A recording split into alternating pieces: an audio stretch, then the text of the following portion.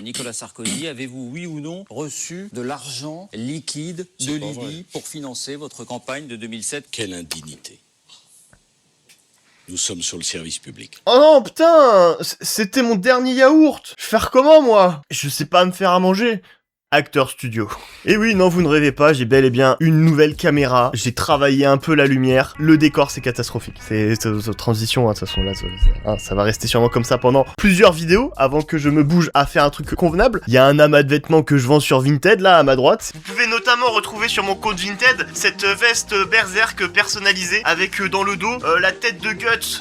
Ça partira très très vite, hein. Faut vite cliquer. Cliquez! Un Bombers aussi jeune riche, de la marque de Caris, de 2016. Très peu porté, ça m'allait pas du tout. Mais je l'ai gardé parce que je garde les trucs même quand je les porte pas. Un sweat à capuche crapulcore, ref à DBZ. Donc voilà, vraiment, n'hésitez pas à aller sur mon Vinted, hein, même si c'est juste pour faire du vaudou, hein, parce qu'il y a mon ADN dessus. C'est pas du tout en partenariat avec Vinted, c'est vraiment, faut que je vide mon placard et j'ai besoin d'argent, et les temps sont durs. J'ai pas sorti de vidéo le mois dernier, c'est... Alors, c'est vrai que ça fait plusieurs mois, plusieurs années que, en commentaire sous les vidéos, des gens se plaignent que je politise le rap. Pardon. Alors après, il vous en faut pas beaucoup, hein, parce que bon, je suis loin d'être Che Guevara. Il est en mode Black Power, Blanche-Neige. Ah, et tu faisais des vidéos parcours en 2018. 400 vues. Du coup, aujourd'hui, on va faire une vidéo sur Nicolas Sarkozy. Enfin, surtout principalement à travers un axe qui nous intéresse ici précisément. Alors, ces dernières semaines, derniers mois, le nom de Nicolas Sarkozy a pas mal occupé l'espace médiatique suite à ses affaires judiciaires. Pour beaucoup d'entre vous, c'est sûrement le président de quand vous étiez en primaire, collège, ou même pour les plus jeunes, juste un vieux président que vous avez peu connu, et son mandat correspond peut-être même à votre année de naissance. Thomas, tu es né en quelle année? En 2008.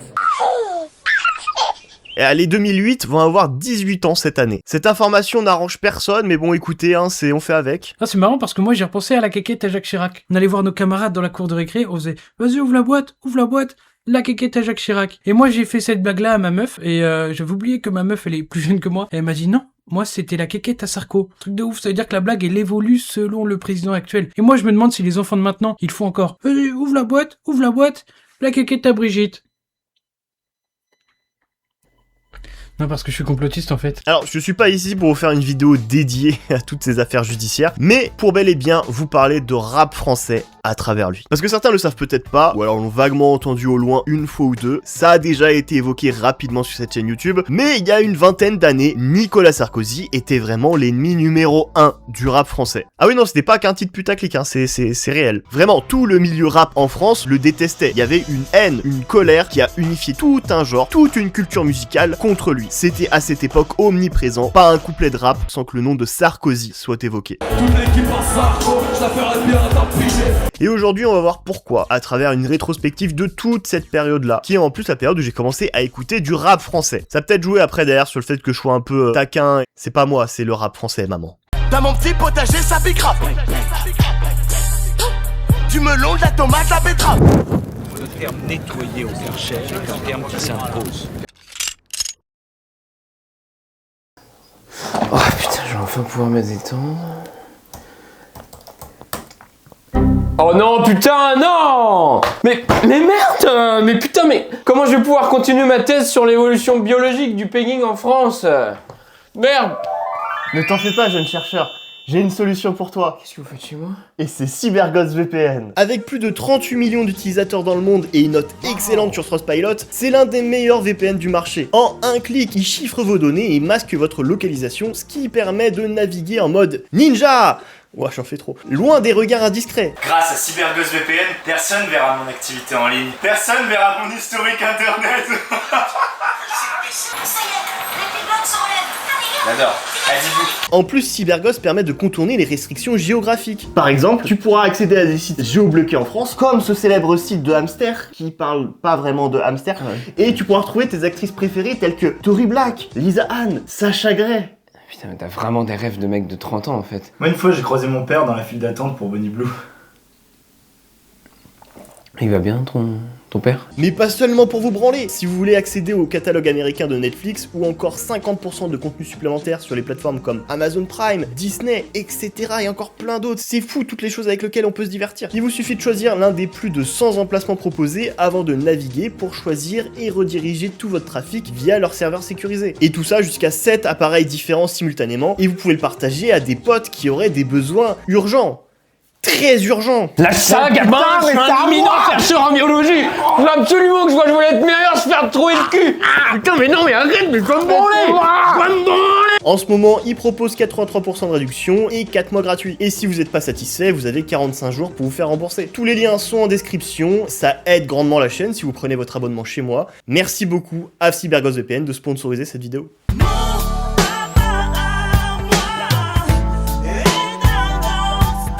Alors, je vais pas vous faire une bio détaillée de toute la carrière de Nicolas, même si ça serait, à n'en pas douter, l'une des bios les plus divertissantes sur le sujet. Gaspard G, Hugo Décrypte, Salomé Saké, tout ça, ils auraient été au chômage, Pourquoi je menace des gens qui sont même pas dans mon domaine? Mais on va quand même un peu vers une bio de sa vie. En tout cas, les événements les plus marquants de sa vie politique, pour comprendre, cerner le personnage et tout ce qui amène à la situation qui nous intéresse dans les années 2000. Alors déjà, Nicolas, il rentre à l'UDR, l'ancêtre des Républicains, à l'âge de 19 ans. Alors peut-être qu'en 1974, sous Giscard, on s'ennuyait de fou, et que c'était ça, le passe-temps des bourgeois parisiens, faire de la politique. Maintenant, c'est tenter de faire du rap ou de la crypto, voilà, tu sais, en 50 ans, les choses ont changé. Moi, à 19 ans, en tout cas, je repassais mon bac pro à Pontchâteau. Cobaladé, lui, à 19 ans, sortait l'affranchi. Et viens, on discute, lui, s'était promis sur la murette sud du lycée des Landes de Tyros qui serait un jour un élu de la République. Bon, alors finalement, il fait juste des soirées pour des jeunes de 19 ans. Mais voilà, j'aurais pas boudé mon plaisir de le voir éteindre Glucksmann en 4K sur un plateau télé. Même si c'est vrai qu'il n'y a pas besoin d'être un élu de la République pour faire ça, c'est à la portée de tout le monde. Robeux, personne regarde ta meuf, elle est comme France 2. En 1983, Nicolas est chargé de préparer la campagne municipale de Charles Pasqua, grosse tête du RPR, pour la mairie de Neuilly-sur-Seine. Et Charles Pasqua est un peu considéré comme le mentor de Nicolas Sarkozy en politique. Il a été le témoin de son mariage quand même, Mais Nicolas, sans l'opportunité d'aller chercher lui-même le poste de maire, trahit Charles Pasqua et se présente face à lui. Jacques Chirac, président du parti, ne tranchera pas la question à l'époque et une opération de la hernie discale de Charles Pasqua finira d'enterrer sa candidature. C'est-à-dire que quand son mentor a été dans une situation de faiblesse, Nicolas, lui, il a juste vu l'opportunité de l'éteindre. Être calife à la place du calife. Qui venait de poignarder dans le dos Charles Pasqua et qui n'avait absolument aucun regret, aucune culpabilité. En fait, déterminé et sans état d'âme, Nicolas Sarkozy l'était depuis longtemps, sans doute même depuis toujours. Nicolas Sarkozy, c'est un des premiers à avoir assumé la nécessité de recourir à la violence en politique pour éliminer son rival. Et il avait que 28 ans à l'époque, et beaucoup se moquaient de son air juvénile et du fait qu'il était petit. Parce que Nicolas, il fait que 1m65. C'est un farfadet malicieux. C'est la raison pour laquelle j'attendrai pour voter pour lui que M. Sarkozy ait terminé ses classes. Mais voilà, en 1983, à 28 ans, Nicolas Sarkozy devient maire de la commune la plus riche de France. En 1988, il va être élu député, il sera réélu en 1993. Là, on est sur une évolution assez classique d'une carrière d'un homme politique. Il gravit les échelons un par un du parti, essayer de se placer, copinage, serrage de main, tout ça. Et lors de son second mandat de député, il est nommé ministre du budget. Donc, à 38 ans, Nicolas il cumule le taf de ministre du budget, député de la 6e circonscription des Hauts-de-Seine, c'est dur à dire, et maire de Neuilly-sur-Seine, commune la plus riche de France. Il nage dans l'argent. Et d'ailleurs, je savais pas avant de faire cette vidéo, avant de faire les recherches pour cette vidéo, mais les salaires d'élus de la République sont plafonnés en cas de cumul de mandats ou de postes. Mais en gros, en équivalent d'aujourd'hui, il touchait à peu près par mois 8500 € net. Le SMIC, lui, était à 900 €. Se lever pour 900, c'est insultant. Ça, c'est universel, ça marchera tout le temps. Alors Nicolas, quand il va être ministre du budget, il va commencer à être un peu connu du grand public, mais il a pas beaucoup de buzz non plus. Il est pas non plus encore hyper connu par rapport à tous les gros noms de la politique de l'époque. Nico, c'est la 2e, voire 3e division. C'est Châteauroux. C'est Valenciennes. Mais il y a un événement qui va lui donner un grand coup de projecteur. Cette prise d'otage. Une trentaine d'enfants d'une école maternelle sont en ce moment même les otages d'un homme armé. Ou celui qui se faisait appeler Human Bomb, la bombe humaine, avait pris en otage 21 enfants et leur institutrice. Alors le raid est sur place, gère la situation, et je viens de vous dire que cet événement va lui donner un grand coup de projecteur. Mais je tiens à rectifier que c'est lui-même qui va se donner ce grand coup de projecteur. Parce qu'il va aller de lui-même sur les lieux, aller négocier avec le preneur d'otages. Mais Nicolas Sarkozy n'écouta personne et pénétra dans l'école pour négocier en direct avec l'homme qui s'était entouré d'explosifs. Bah, il se dit qu'il est plus que légitime, hein. Il est maire de la ville, il est au gouvernement, syndrome du personnage principal et opportuniste fois 1000. Lui aussi est tout prêt. Lorsque le chef du raid, Louis Bayon, m'informe de l'arrivée de Sarkozy, je lui dis, on n'est pas sorti de l'auberge, un ministre sur place. Pourquoi l'arrivée d'un ministre pose problème? Nous faut le protéger, c'est quand même un membre du gouvernement. C'est pas nécessairement bon d'avoir un personnage déjà aussi haut placé dans une négociation, parce que après, qu'est-ce qu'on peut faire après ça, quoi? Dans la mesure du possible, on évite ce genre d'intermédiaire, enfin de ce genre de négociateur déjà un si haut niveau. Et autant vous dire que cette situation lunaire, les gars du raid, ça les exaspère. Parce que quand même, on rappelle, le raid... Ils existent pour ça. Je veux dire, dans la France, il y a personne d'autre qui est plus qualifié qu'eux avec le GIGN et la BRI. Et là, t'as un mec en costard d'1m65 qui arrive et qui se dit « Non mais les gars, laissez-moi, je vais parler avec le preneur d'otages. » Aucune formation. Rien. Et encore une fois, pourquoi est-ce que Nicolas a sauté sur l'occasion? Eh bien, à chaque échange avec le preneur d'otages, il négocie un gosse. Tu veux un coup de fil? Passe-moi la fille. Tu veux à manger? Passe-moi le gosse là avec le pull rayé. Sinon, je sais pas. Ou alors donne-moi le petit noir. Donnez-moi le petit noir. Ah. Ouais, Et il y a la télé sur place, il y a des caméras de partout. Du coup, à chaque fois que Nicolas réussit à négocier un gosse, et bah tu le vois sortir avec l'enfant dans ses bras et marcher droit vers les caméras. Et le ministre de ramener à l'air libre comme autant de trophées un enfant, puis un autre encore.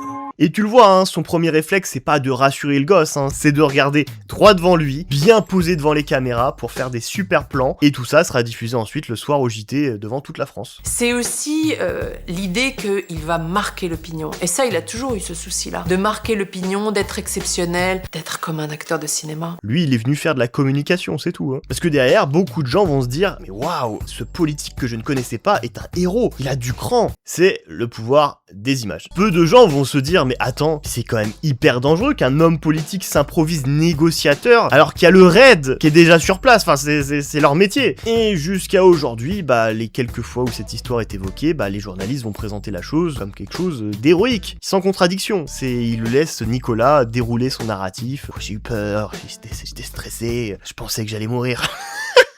Vous faites beaucoup de phrases inspirantes, c'est très inspirant. Mais ferme ta gueule! Mais ferme ta gueule! Tu fermes ta gueule! 30 ans plus tard, hein, c'est tout ce qu'on retient, les images. Et ça, Nicolas, il l'a vu, ça c'est son premier buzz. Ça va imprimer. En 1995, va y avoir les élections présidentielles, mais à l'époque, pour Nicolas, il n'était pas question de faire un énorme coup de poker, créer son propre parti politique et se présenter au présidentiel, comme un Young Macron. Ça, c'est notre époque moderne. C'était encore l'ère des partis politiques, et les deux ténors du sien, du RPR, c'était Chirac et Balladur. C'est eux qui allaient déjà se disputer l'élection présidentielle de 95. Sarkozy, lui, va soutenir Balladur, alors que pour l'élection de 88, il avait soutenu Chirac. Il se dit qu'il y a un coup à jouer, et puis c'est plus ou moins vu avec Balladur que s'il gagne, c'est lui qui serait choisi comme Premier ministre. Ma conviction, c'est qu'Édouard Balladur est toujours celui qui, dans la majorité, est le plus susceptible de rassembler le plus grand nombre de nos compatriotes. Chirac gagnera les élections de 1995, deviendra président de la République et Nicolas Sarkozy sera considéré comme un traître au sein du parti. Moi j'étais parmi les militants à l'époque et je le vois rentrer, j'entendais les militants siffler, le traiter de traître et son nom même était quasi banni. Alors après on est en 1995, il va juste être mis au placard pour une période indéterminée, il peut toujours revenir derrière. Au Moyen-Âge, on l'aurait écartelé pour ça. Voilà, mais Jacques Chirac le déteste à partir de là. Il y a vraiment pas beaucoup de gens qui peuvent se vanter que le président de la République, le mec le plus puissant du pays, le gars qui a les boutons nucléaires, te déteste. Dans les années qui suivront, des péripéties à droite et à gauche pour Nicolas. Ah, c'est... Non, parce que tu vois, par rapport aux partis politiques... Allez. Et on arrive ici tout doucement au 21e siècle. On arrive à notre histoire, dans les années 2000, qui vont être le cœur des démêlés entre Nicolas et le rap français.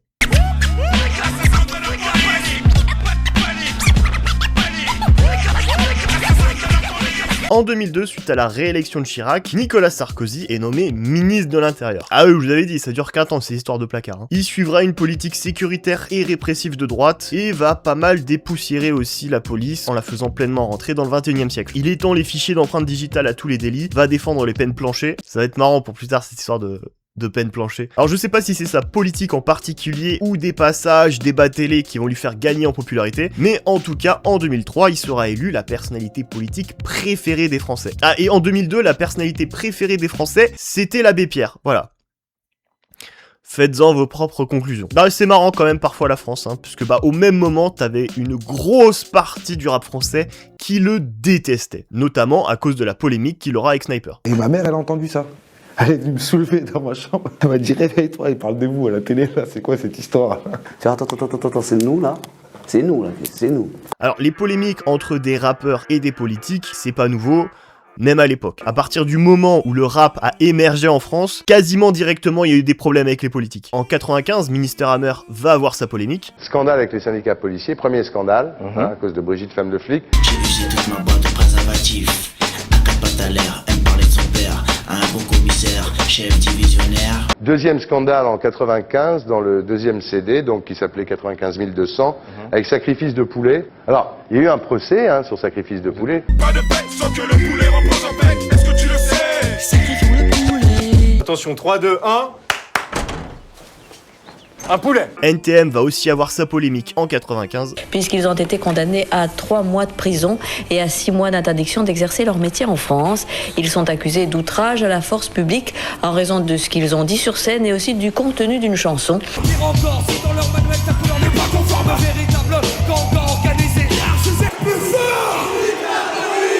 Jean-Marie Le Chevalier, le maire Front National de Toulon, se déclare satisfait de la condamnation des 2 rappeurs. En 2002, le groupe La Rumeur aura aussi sa polémique à cause d'une plainte portée par le ministre de l'Intérieur, Nicolas Sarkozy. Suite à une plainte en diffamation publique envers la police nationale par le ministre de l'Intérieur qui était à ce moment-là Nicolas Sarkozy. Parce que vous avez déclaré... Des centaines d'entre nous sont tombés sous les balles de la police. Pendant que la censure peine de tous ses efforts, et que d'obscurs syndicats de port, en cas d'encombrant de bavure, invoque le coup du sort, et nous convoque leur état-major. Nicolas, du coup, il en est pas à son coup d'essai avec les rappeurs, mais sa polémique avec Sniper sera la plus marquante de sa carrière, et même globalement la plus marquante, l'une des plus marquantes de l'histoire du rap français. Tant de tracas, tant de comparutions, tant de frais d'avocats, tant de juges d'instruction. Bon, alors déjà, pour les plus jeunes qui nous regardent, c'est 40 000 ans quand je dis ça, faut lui expliquer c'est qui Sniper. Parce que quand même, leur prime, le moment où ils étaient le plus exposés, bah c'était il y a plus de 20 ans maintenant. Donc c'est pas étonnant que des personnes de la nouvelle génération savent pas c'est qui ou ont vaguement entendu c'était qui. Sniper est un groupe de rap français formé en 1997, composé à l'origine de Tunisiano, Aketo, Blacko et DJ Bouge. Leur premier album, Du Rire aux larmes, est sorti en janvier 2001. Il y aura dessus 2 singles porteurs, Du Rire aux larmes, le morceau éponyme, mais surtout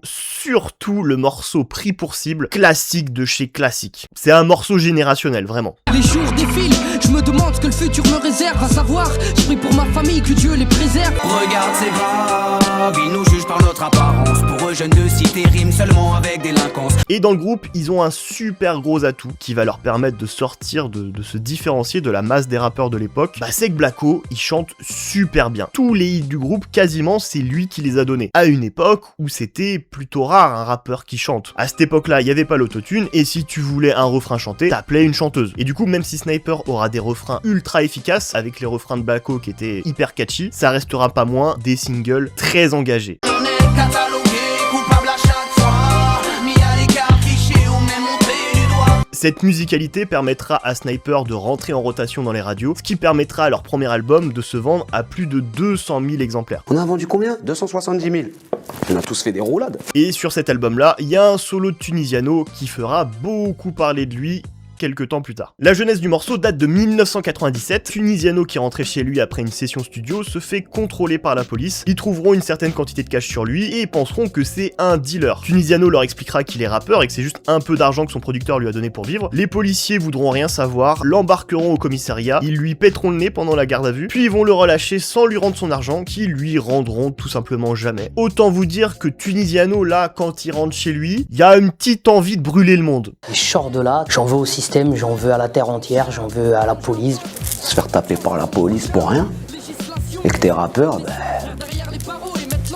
c'est tout ce qu'il a fait. Et du coup, tout ce qu'il a ressenti, il l'a mis dans le morceau La France. De toute façon, j'ai plus rien à perdre, j'aimerais les faire pendre, mais on sait pas parce qu'il porte la flingue qu'il peut penser mettre à l'amende. La France est une gare, et on s'est fait trahir le système. Voilà ce qui nous pousse à les haïr. Quand on dit la France ou autre chose, on parle du système français. Et du coup, ce morceau sera à l'origine de la polémique qu'ils vont avoir avec Sarkozy fin 2003.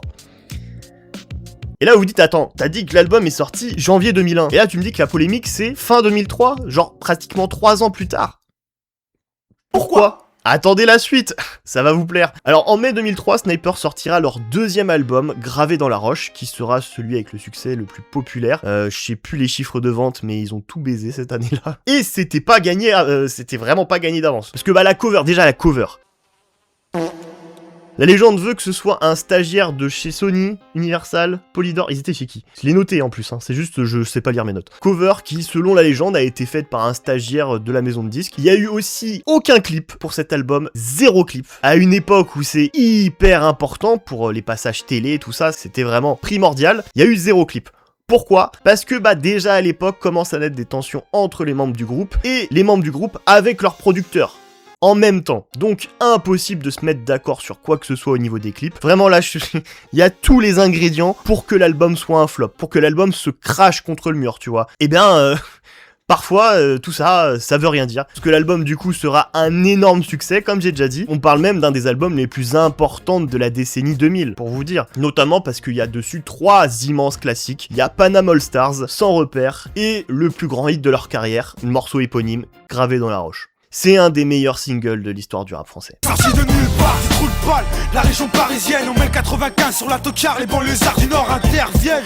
Tu es parti, sans même que l'on ne puisse te dire au revoir. Approche, écoute, hoche, la tête si t'accroche, pour nos familles et nos proches, c'est gravé dans la roche. Le buzz est tellement fort à ce moment-là que même certains des singles passeront sur Énergie. Faut se rendre compte, en 2003, des rappeurs sont passés sur Énergie. C'était très rare. Je suis passé sur Énergie, je suis sous le choc. Mais du coup, ce gros coup de projecteur, parce qu'on rappelle Énergie, première radio musicale de France, numéro 1 du pays, ce gros coup de projecteur va du coup les exposer à des gens qui veulent pas avoir ça. Des gens qui détestent le rap, et même pour certains avant tout, qui détestent les Noirs et les Arabes. Et le groupuscule d'extrême droite Bloc Identitaire, ça va fortement les agacer de voir ce genre de personnes-là autant exposées médiatiquement. Et ensuite, ils vont commencer à un peu fouiller partout pour essayer de trouver des éléments à exploiter pour s'en prendre à eux. Elles viennent 10 ans après nos premières campagnes contre le racisme anti-français des groupes de rap. Et à force de fouiller, ils tomberont sur le morceau La France, et certains passages vont les rendre complètement fous. On n'est pas dupes, en plus on est tous chauds pour mission exterminer les ministres et les fachos. Et à partir de là, ils vont rentrer en guerre contre le groupe. Puis ils se sont mobilisés, même organisés, appelant leurs militants à militer. Ils vont faire pression sur les mairies pour annuler des concerts. Ils vont eux-mêmes dans les concerts distribuer des tracts, voire même parfois casser des bouches. Donc les mecs sont clairement déter. Le problème, c'est que ça ne marche pas aussi bien qu'ils le voudraient parce que Sniper, comme je vous l'ai dit, est mainstream. Alors ils veulent passer ça à un stade supérieur. Ils vont aller voir un syndicat de police qui s'appelle l'IGP et leur dire il y a un groupe là, ils sont anti-flics de ouf, hein. Ils vous insultent sale. Donc les mecs se disent ah bon ? Ah mais oui, effectivement, appelons tous les flics de France, histoire de se rallier et de faire monter ça au niveau de l'État. Et c'est ce qu'ils vont faire. C'est de la violence, c'est de la haine anti-flic qui est diffusée, et on appelle au meurtre anti-flic. C'est intolérable, et c'est pour ça que nous demandons au ministre de l'Intérieur de bien vouloir réagir au nom de tous les policiers. Ils vont pressionner Nadine Morano, encore Watt Fumier, qui elle est une députée UMP, et qui se dit il y a peut-être moyen d'avertir Sarkozy. Alors ça fait très effet domino, cette histoire, c'est-à-dire que le truc passe d'un groupuscule d'extrême droite à un syndicat de police, puis à des députés ministres de l'UMP. Ah mais Corentin, tu viens de citer 3 fois la même personne. Non, je vous jure, je peux vous assurer que c'est des personnes différentes à chaque étape. Du coup, cette histoire, ça va remonter aux oreilles de Nicolas, qui lui est dans un marathon politique. Là, ça y est, il vise les élections de 2007. C'est bon, Chirac, il peut plus se représenter. Son seul adversaire là dans le parti, ça va sûrement être que Dominique de Villepin. Donc Nicolas, il cherche le buzz. Il veut draguer l'électorat de droite et d'extrême droite aussi, surtout. Il a vu en 2002 les scores qu'a fait Jean-Marie Le Pen. Il y a un électorat à aller chercher. Donc autant vous dire qu'une histoire avec des Noirs et des Arabes qui seraient anti-France, mais lui, il a pas marché. Il a couru. Un jour, on m'appelle. Yo, Carlito, t'es devant la télé? Ouais, mets la 3. Et je les attaquerai en justice. Nanani, parce que ce groupe Sniper. La démocratie doit protéger ceux qui sont injuriés. Je déposerai donc plainte contre des textes qui sont racistes et antisémites. Et ma mère, elle a entendu ça. Elle est venue me soulever dans ma chambre. Elle m'a dit réveille-toi, il parle de vous à la télé là, c'est quoi cette histoire? Puis nous sommes traités de racistes, salis dans le JT, ils parlent même d'antisémitisme, juste histoire d'en rajouter. Au début, il va tenter d'attaquer le groupe sur le morceau Jeteur de pierre, dans lequel ils défendent la cause palestinienne, en les accusant d'antisémitisme. Étonnant, je l'avais jamais entendu celle-là. Issus de la même famille, enfants d'Ismaël et d'Israël, sont des cousins mais trop de gens oublient. Axe qui va vite abandonner parce que y a pas de phrase ambiguë dans le morceau à exploiter qui pourrait retourner contre eux. Du coup, il va se concentrer principalement sur le morceau La France. Janvier 2004, Sarko il passe la seconde et il annonce qu'il porte plainte contre Sniper, pour incitation à tuer carrément des représentants de l'État et des forces de l'ordre. Sniper étant en embrouille avec leur producteur à l'époque, ils vont se débrouiller tout seuls dans cette histoire. On n'a pas de soutien de notre producteur, on n'a pas de soutien de la maison de disques, et vraiment on n'est que nous. C'est nous qui allons devant les tribunaux, c'est nous qui nous retrouvons à payer les frais d'avocat. C'est-à-dire qu'à ce moment-là, ils rapportent des sommes indécentes à la maison de disques, mais ils sont tout seuls face au juge là pour défendre leur chanson. Alors l'affaire sera médiatisée sous un axe télé française 2004. Une nouvelle fois, c'est un groupe de rap qui est au centre de la controverse. L'une de ces chansons de ce groupe, baptisée Sniper, appelle, je cite, à exterminer les ministres et à brûler les voitures. Il y a une formule litigieuse où vous disiez qu'il faut brûler des voitures pour se faire entendre. Non, à croire que le seul moyen de se faire entendre est de brûler des voitures. Mais ils ont enlevé le à croire et ils ont dit il faut brûler des voitures. Bon, alors je vous fais pas un dessin, le nom du groupe, le fait qu'ils viennent de banlieue, plus le traitement médiatique du rap à l'époque, là, vu de l'extérieur, pour monsieur tout le monde, quand il voit ça à travers son poste de télé, lui il va être horrifié. Il va se dire, attends quoi? Il y a des noirs et des arabes là qui veulent tuer des gens et brûler des voitures. Je vois la télé, je suis quand même pas con, je vois la télé, comment ça se passe, hein.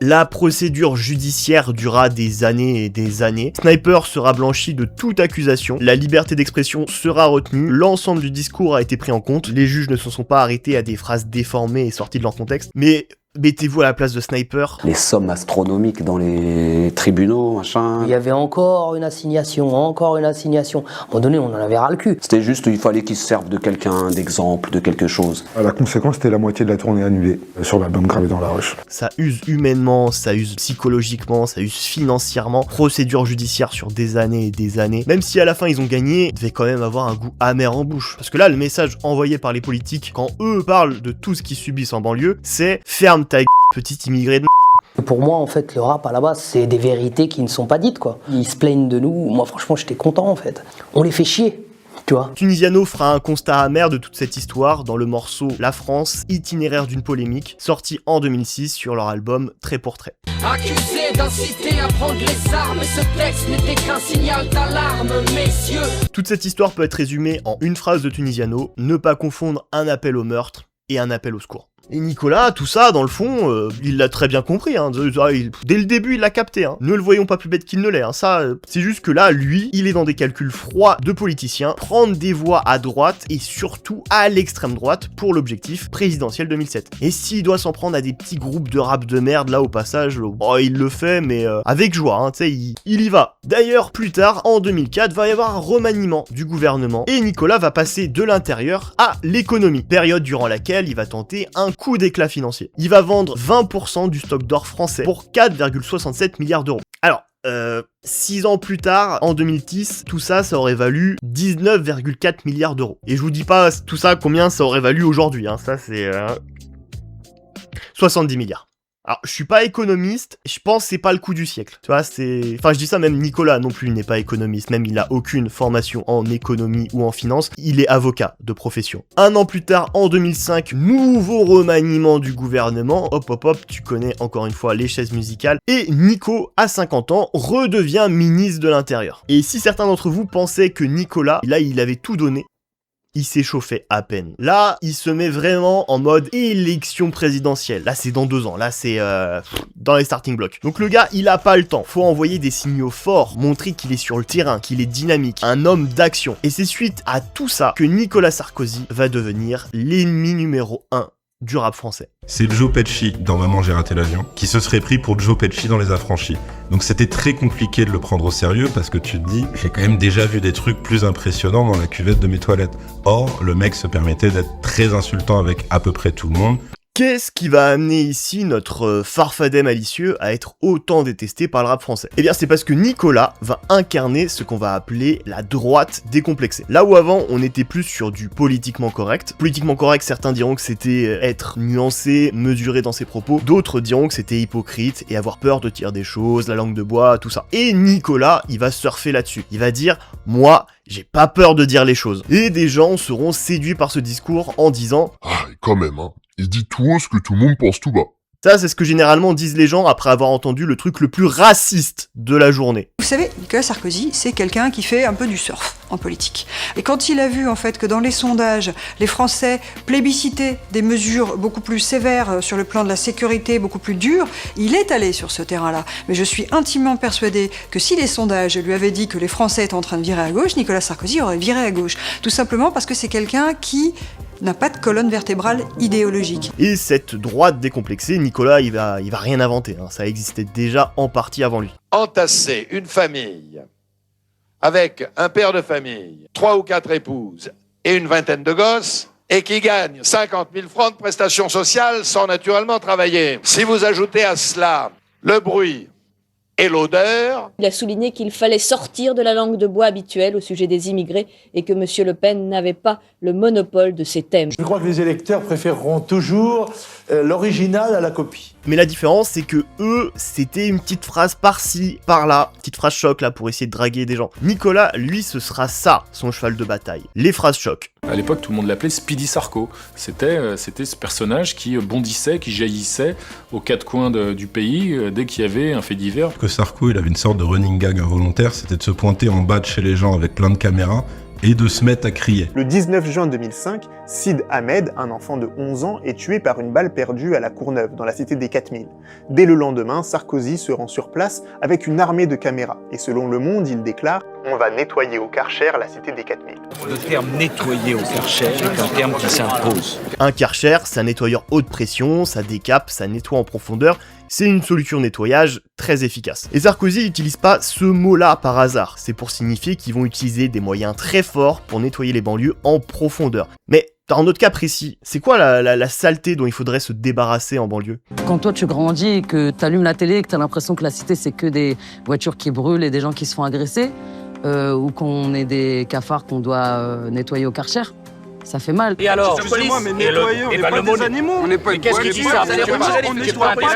On nettoie pas des gens. C'est un bourgeois qui arrive avec des caméras et qui regarde des petits rebeux qui n'ont pas un gaiement et qui leur dit « Je vais vous nettoyer au Karcher, bande de racailles !» Et quand on nettoie ce qui est sale avec un Karcher, qui est un instrument à haute pression, on envoie à l'égout. Donc employer le Karcher, pour parler des jeunes, on va les éliminer comme des ordures. Il a pu m'arriver de blesser des gens, j'ai pu être maladroit, ça c'est certain.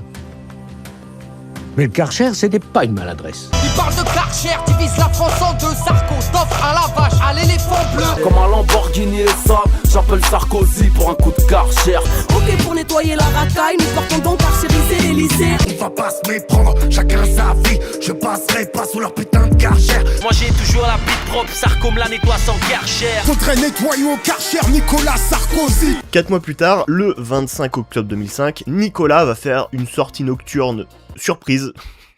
Surprise! C'est une descente. Une visite nocturne, voilà, à 23h, il décide d'aller visiter le dispositif policier d'Argenteuil. Après, ça devait être sûrement une période de creux, il s'est dit, faut rebondir, faut qu'il y ait une actualité sur moi. Comme ça, après, les gens, ils disent, ah, il vient même quand on l'attend pas, c'est vraiment un homme de terrain. Il a peut-être pris le terme premier flic de France un peu trop à cœur. Surtout que c'est un peu ironique, hein, puisqu'il a pas la taille minimum pour être flic. Sa venue fait beaucoup de bruit, il arrive avec un large dispositif de police. Ça ramène, du coup, forcément, beaucoup de monde, toute cette agitation. Et forcément, les gens sur place, quand ils voient c'est qui fait autant de boucans à 23h chez eux, ça ramène pas mal de gens hostiles à lui. Non, parce que grossièrement, il a quand même dit il y a quelques mois, faut nettoyer au Karcher les banlieues des Noirs et des Arabes, hein. Donc forcément, l'accueil à Argenteuil, et il est compliqué. On reçoit des boulons, on reçoit des pierres.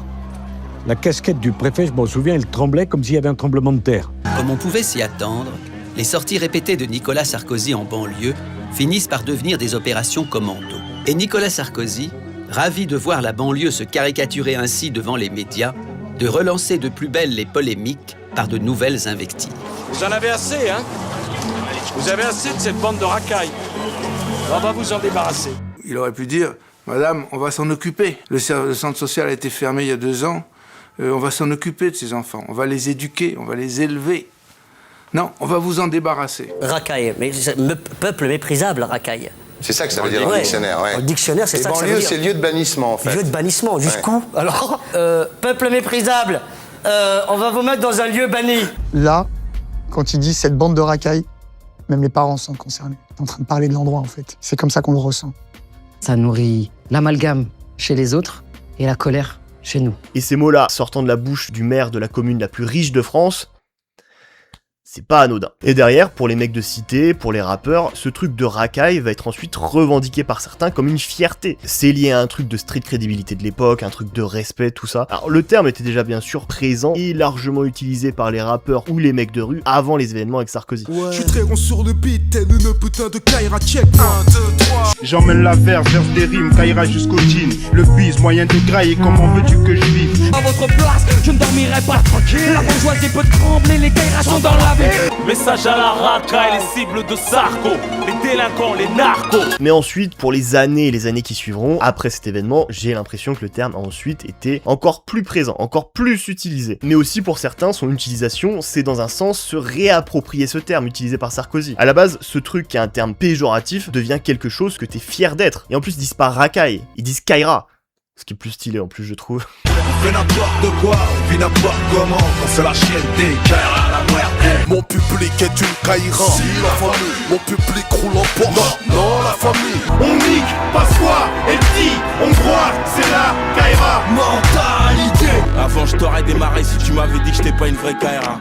J'avais besoin de prouver que j'étais une vraie Kaira. Qui au fil du temps sera de moins en moins utilisé, au même titre que la street crédibilité va être de moins en moins importante dans le rap français ou même en banlieue globale. C'est un truc qui va fondre comme neige au soleil avec le renouvellement des générations. Mais le terme Kaira bien sûr est toujours utilisé, mais plus dans le même sens que de l'époque à Sarkozy. Mais cette politique de répression de Sarkozy, la pression même qu'il mettra sur la police, cette politique de tolérance zéro aura des conséquences dramatiques le 27 octobre 2005. Tout démarre par un banal coup de téléphone en Seine-Saint-Denis.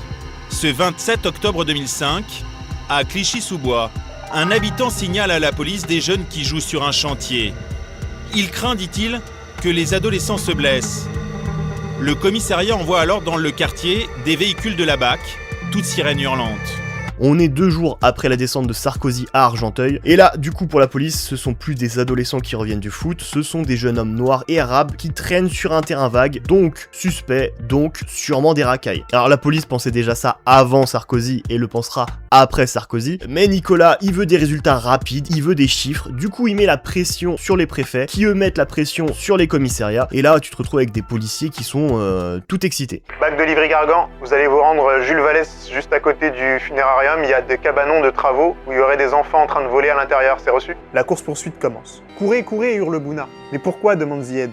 Les keufs sont arrivés, ils ont attrapé Denis. On n'a rien fait, ça sert à rien de courir, crie Zied. C'est vrai, mais par réflexe, ils sont déjà tous en train de cavaler. Aucun d'entre eux n'a ses papiers sur lui et ils connaissent les méthodes de la BAC. Pourquoi les policiers ont mobilisé 5 voitures et 11 agents pour attraper des ados complètement inoffensif. Et cette surenchère policière aboutira à la mort de Zied Benna, 17 ans, et Bouna Traoré, 15 ans, qui mourront électrocutés dans un transformateur EDF dans lequel ils s'étaient réfugiés pour échapper à la police. Un des policiers dira à la radio « En même temps, s'ils entrent sur le site EDF, je donne pas cher de leur peau. Hein. » Mais après, pourquoi ils courent s'ils ont rien fait? Des bavures, on en a eu plus de 200 ces dernières années. Voilà, et encore je suis gentil. Et puis avec une impunité totale, avec une espèce de raison d'État qui plane autour de la police, qui est un espèce de syndicat complètement intouchable. Les crimes policiers, moi je parle pas de bavures. Les bavures, c'est un accident en fait. C'est quelqu'un qui tombe et qui meurt. Non, là on a la volonté de donner la mort. Voici l'histoire de Makomé, un adolescent de 17 ans tué d'une balle dans la tête par un policier. Dans un commissariat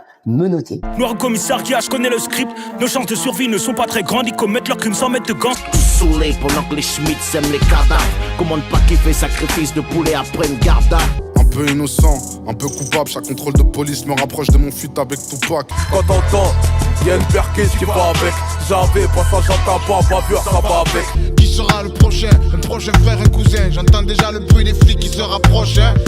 Bon gamin, Isha, business, cypher, love me. Hey, hey, hey, Johnny, my man. Hey, Réflexe de base de l'être humain face à un danger, tu fuis. Nicolas Sarkozy et Dominique de Villepin déploreront le drame, mais toujours en rappelant en amont que ce sont des cambrioleurs, sachant qu'ils n'ont rien essayé de cambrioler et qu'ils n'ont jamais rien cambriolé même. Lorsque les familles des victimes entendent ces déclarations, elles sont choquées. C'est respectueux le fait de salir la mémoire de Bouna et Ziad en tenant des propos pareils. Qu'ils ont cambriolé, qu'il n'y avait pas course-poursuite. On voit qu'il n'y a pas de respect.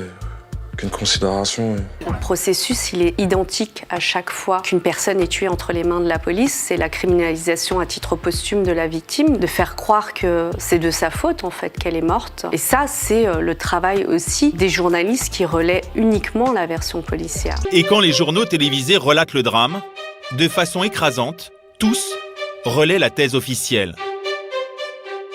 6 jeunes sont interpellés sur ce chantier pour le cambriolage d'un cabanon. Nicolas Sarkozy déplore ces émeutes mais affirme que la police ne poursuivait donc pas les jeunes qui ont été électrocutés. D'après la préfecture, ils n'étaient pas poursuivis par les policiers quand ils ont escaladé le local EDF. Et du coup, en réaction, les gens derrière sont moins choqués de leur mort. Des racailles qui fuient la police et qui meurent, c'est triste, mais bon, ils l'ont bien cherché. Tant bien même si, après, la police sera obligée de reconnaître que, aucun délit ou tentative de délit n'avait été commis par eux. Tout le cirque médiatique, politique qu'a mis en place Nicolas Sarkozy pour son objectif présidentiel 2007 a coûté la vie à Ziad et Bouna. Et leur mort touchera énormément le rap français. Parce que leur tête, leur nom, là où ils ont grandi, ça aurait pu être leurs frères, leurs cousins ou tout simplement eux. Surtout que cette histoire n'a absolument rien d'inédit pour tous les rappeurs qui ont grandi en banlieue et que ce soit par colère ou tristesse, leur nom sera cité pendant des années et des années, un peu comme un symbole des violences policières en France. Y'a des causes pour lesquelles faut être prêt à mourir, c'est la guerre, sirène, Bouna et Ziad. Superman est bleu en bleu, mais Bouna et Ziad, il était censé les protéger. Il les a tués. Appelle-ville en mémoire assiette et Bouna. On a graillé les poulets, une boîte de 4 par la Gouna. J'aurais été à Clichy-sous-Bois, débrancher le transport de DF avant que Ziad et Bouna arrivent. Et je dis repose en paix, Asie et des Bouna. Traoré, famille là-bas, à Clichy-sous-Bois. Moi je suis pour que le boulevard de la ville soit rebaptisé Bouna et Ziad. Je me rappelle de Ziad, je me rappelle de Bouna, quand ça brûlait l'île de France toute la soirée. Et les conséquences de leur mort, ça va être une explosion de colère. Parce qu'encore une fois, combien de mecs de banlieue auraient pu être Ziad et Bouna? Combien de mecs de banlieue ont déjà été Ziad et Bouna? Quelles que soient les villes de France où ils habitent, ils y partagent les mêmes problèmes. Déscolarisation, chômage, humiliation incessante, discrimination, racisme et sentiment d'abandon. Alors ils se recroquevillent de plus en plus sur eux-mêmes dans des espaces de plus en plus restreints. Le quartier, la rue, les halls d'immeubles, leur territoire devenant de véritables lieux de relégation, des refuges qui, à la faveur d'une étincelle, peuvent exploser. J'ai voulu interviewer plusieurs personnes de cette cité, mais la majorité d'entre eux ne parlent pas français. Et la mort de Ziad et Bouna, c'est la goutte de trop, c'est le feu aux poudres, c'est ce que tu veux, mais c'est ce qui va faire exploser les banlieues en 2005. L'annonce de la mort de Ziad et Bouna se répand très vite. Le soir même, la ville de Clichy-sous-Bois s'embrase. Des cocktails Molotov visent la police qui répond par des tirs de balles en caoutchouc. Le mobilier urbain est dégradé et de nombreuses voitures sont brûlées. C'est le début des émeutes de 2005. Après plusieurs nuits d'affrontements, les familles des victimes appellent au calme. Alors que la marche blanche et l'appel des familles avaient enfin permis de calmer les émeutiers, un événement va raviver la tension ce soir-là. Le ministre de l'Intérieur déploie près de 400 CRS dans les rues de la ville. Les forces de l'ordre iront même jusqu'à l'intérieur des bâtiments pour effectuer des contrôles. Il a initié, là, son rôle de pyromane. Au lieu de calmer le jeu, je rajoute de l'huile sur le feu et j'envoie les policiers partout. Les révoltes qui s'étaient calmées reprennent de plus belle et s'étendent au reste de la Seine-Saint-Denis, puis dans plus de 200 communes partout en France. Alors moi, je ne cache pas, je suis une partie prenante des émeutes. J'ai mis mes mains. Vraiment. J'étais très actif, proactif. On m'a pu niquer. On aime la France, on déclenche des émeutes pour déclarer nos flammes. Des émeutes du mois de décembre 2005, pète le crime passionnel. Je t'entends crier, faut que tu hurles. 2005, Bouna et Ziad sont morts, on a mis les pieds dehors pour caillasser les ports. Depuis après, je regrette pas d'avoir tout niqué. Sur la route de la colère, on a brûlé des voitures. Aux armes citoyens, ce monde est haram impur. On parle des émeutes les plus violentes en France depuis mai 68 et même des plus violentes en Europe à l'époque. Sarkozy donnera des consignes en réaction de forte répression policière, plus couvre-feu, plus hélicoptère, plus provocation, etc., etc. C'est désormais pour les violences urbaines, comme pour la délinquance générale, la tolérance zéro. Nous sommes à la Courneuve, en région parisienne. La rédaction du 20h capte ce jour-là le passage à tabac d'un jeune homme par des policiers, plutôt remonté.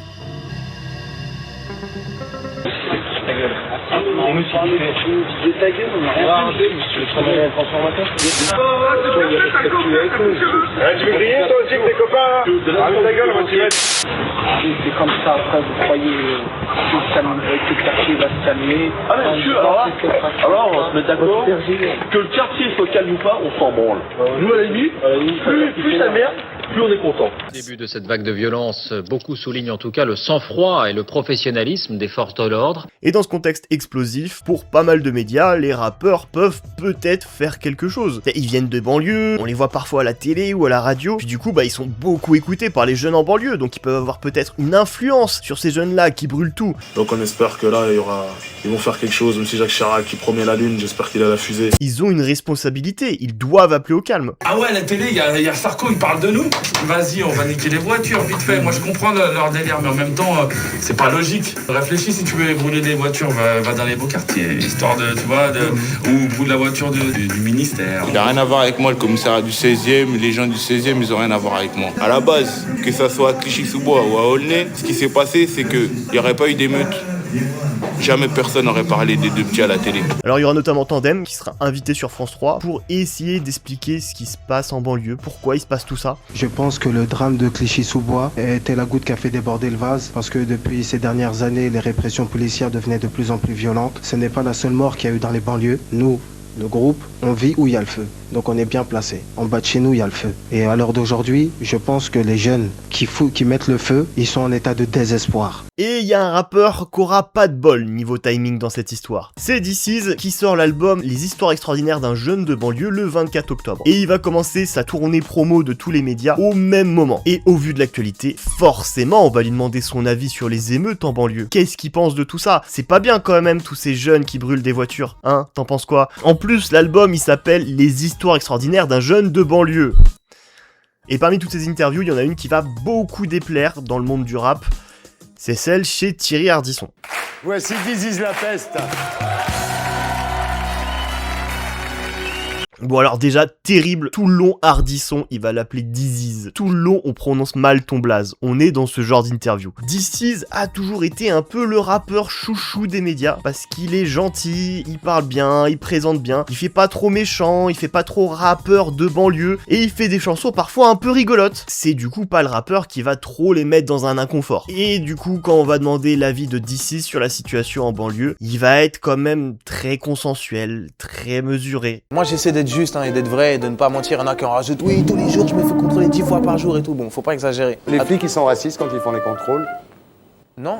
Certains, oui. Est-ce que les islamistes, ils sont pour quelque chose, les barbus? Non. Mais non. Est-ce qu'il y a un racisme anti-blanc? Oui, faut pas être angélique, bien sûr. Pour moi, les plus grandes batailles ou victoires qui ont été faites, elles ont été faites dans la paix. Et je prends par exemple Gandhi et Martin Luther King. Je sais que ça ne parle pas aux gens qui font ça. Il faut arrêter. Alors, Disease, vous recommandez aux jeunes de sortir de ce que vous appelez la démagogie de quartier. Nous, on se plaint beaucoup. Mais il y a le RMI, il y a le chômage, il y a la sécu. On a des belles paires de baskets, ce genre de trucs. Il y a quand même des bonnes choses dans ce pays-là. Moi, j'encourage tous les immigrés qui peuvent le faire, en tout cas, à retourner dans leur pays d'origine et de relativiser un petit peu les choses. Stop à la victimisation d'une certaine façon. Faut avoir de la personnalité. Moi j'ai de la personnalité quand je fais pas la victime tout le temps. C'est ça avoir de la personnalité aussi. Dur ça. Bon alors déjà, DC's n'a jamais eu de conseiller en communication, il a jamais fait de média training, et c'est aussi pas la même époque qu'aujourd'hui, pas la même manière de s'informer, t'as pas du contenu politiquement engagé qui te parvient directement pour te faire comprendre pourquoi dire ça c'est problématique, et pourquoi on peut pas mettre deux choses sur le même pied d'égalité. Maintenant on va pas l'enfantiliser non plus, il avait 27 ans, et études ou pas, autre époque ou pas, ça empêchait pas les autres rappeurs qui passaient à la télé de présenter la réalité des banlieues de manière brute et factuelle, sans arrondir les angles pour les gentils bourgeois de la télé, ce que malheureusement DC's fait ici. Beaucoup de ses propos sont complètement à côté de la plaque, tu sens qu'il essaye de mettre tout le monde d'accord, d'offenser personne, mais du coup il s'aplatit devant tout le monde. Et puis aussi, il faut le dire, DC's c'est quelqu'un qui tout le long de sa carrière a été quand même pas mal naïf.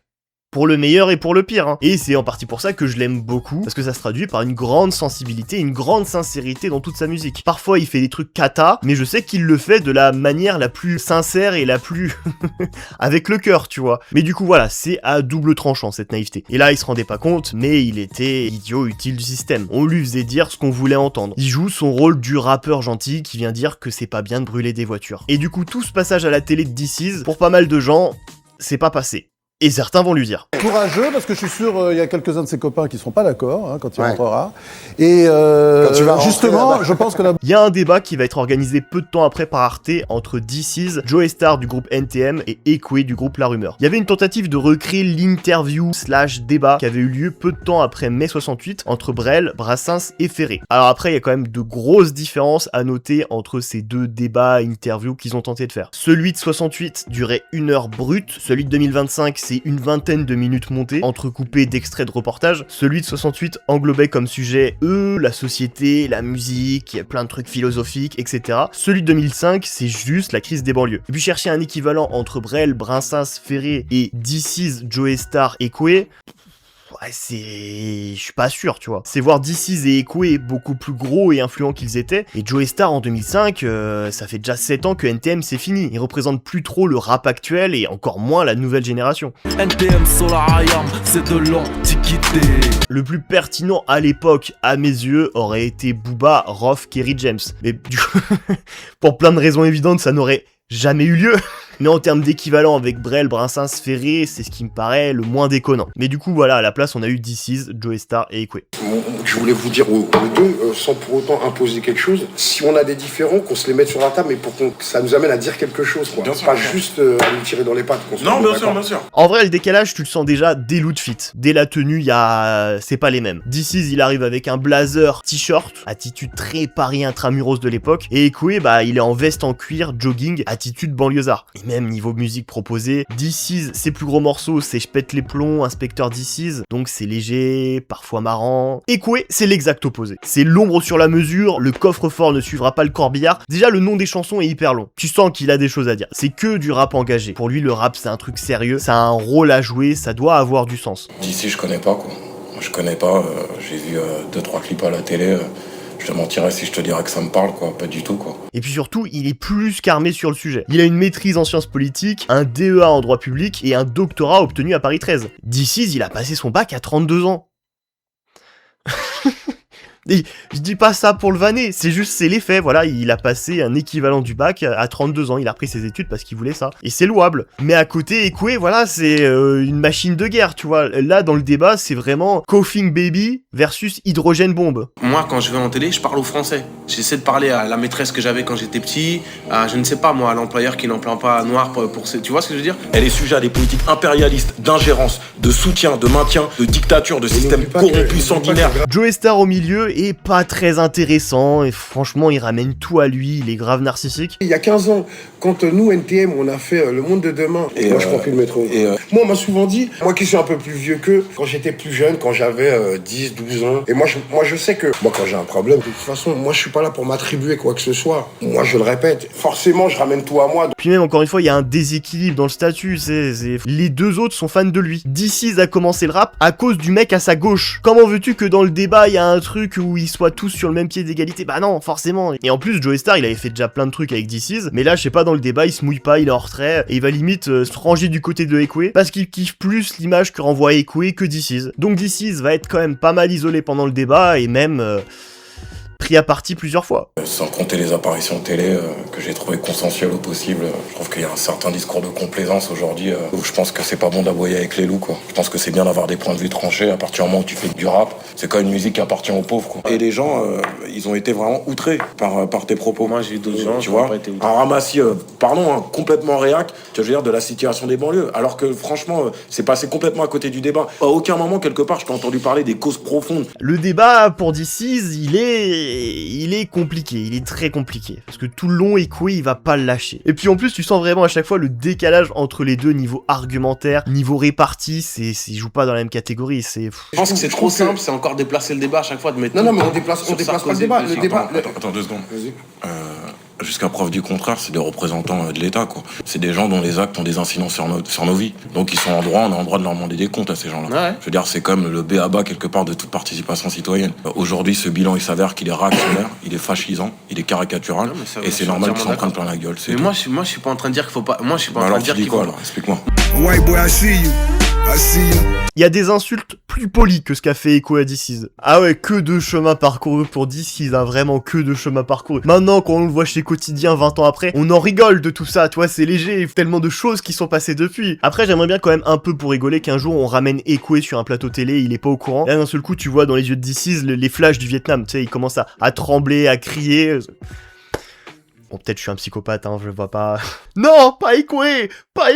Alors ce truc-là, entre DC's, Ekoué et Joey Star, ça va être le moment télé entre rappeurs sur la crise des banlieues le plus marquant. Après, faut aussi dire qu'il n'y en a pas eu beaucoup des rappeurs. Beaucoup ont refusé les demandes d'interview parce que, quand même un peu un goût amer de la situation, c'est attendre qu'il y ait les jeunes des banlieues qui brûlent des voitures pour qu'on nous tende des micros sur ces sujets-là. Puis je pense aussi flemme du traitement médiatique et aussi comment les médias parlaient des banlieues ou des rappeurs à l'époque. 2 policiers seront mis en examen pour la mort de Zied et Bouna. Il y aura tout un périple judiciaire qui va s'éterniser pendant 10 ans et qui aboutira à la relaxation des 2 policiers en 2015. Je suis Kéré, je suis d'ici, je suis dégoûté, je suis tout ce que vous voulez.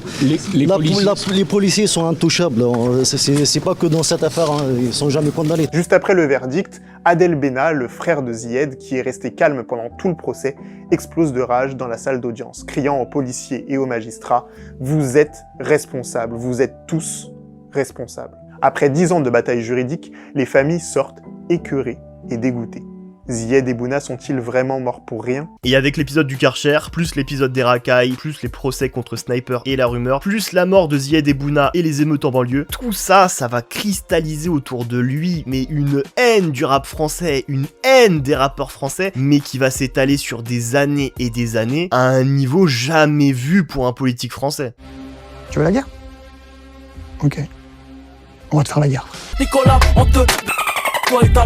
Moi et Sarko, on se cause pas, je souhaite un cancer de la prostate. J'en fais flipper comme une butte maga, Sarko et ses putes magas. Je me revois criant Sarko facho, le peuple aura ta boule. Et les petits Sarko, pour moi, n'est qu'il p***, sa meuf se fait fourrer, mais lui il reste hal.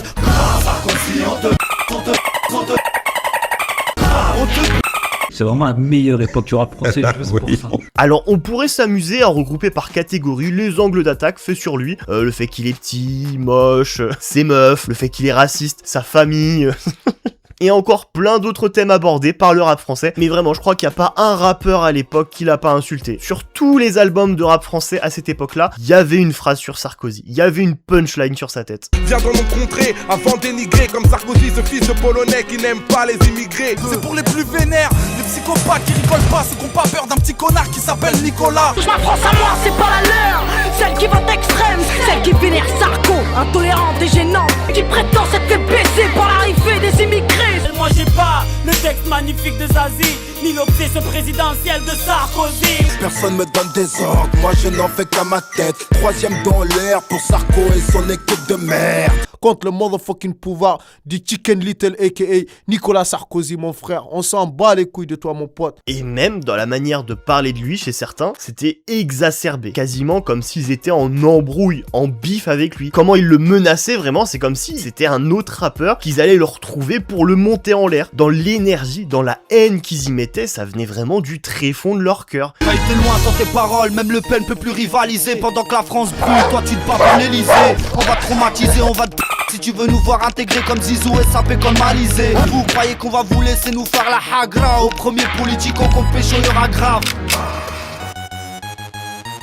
C'est une menace de mort. Voilà, c'était bon enfant, on savait s'amuser à l'époque. Maintenant, imagine que ton pire ennemi devient le gars le plus puissant du pays. Terrifiant, n'est-ce pas? Eh oui, parce que les élections 2007, c'est très proche, et Sarkozy est le favori à droite. Donc vraiment, quand tu vois ce dont il est capable juste en tant que ministre de l'Intérieur, l'imaginer devenir président de la République, c'est le pire scénario pour le rap français. Et dans ce climat, pas mal de rappeurs inciteront les gens à voter, notamment la jeunesse des banlieues, qui a un taux d'abstention à chaque élection assez fort. Il y avait une volonté de jouer un rôle, de faire plus, de porter un message qui allait à l'encontre de ce que véhiculaient les Le Pen et les Sarkozy à l'époque.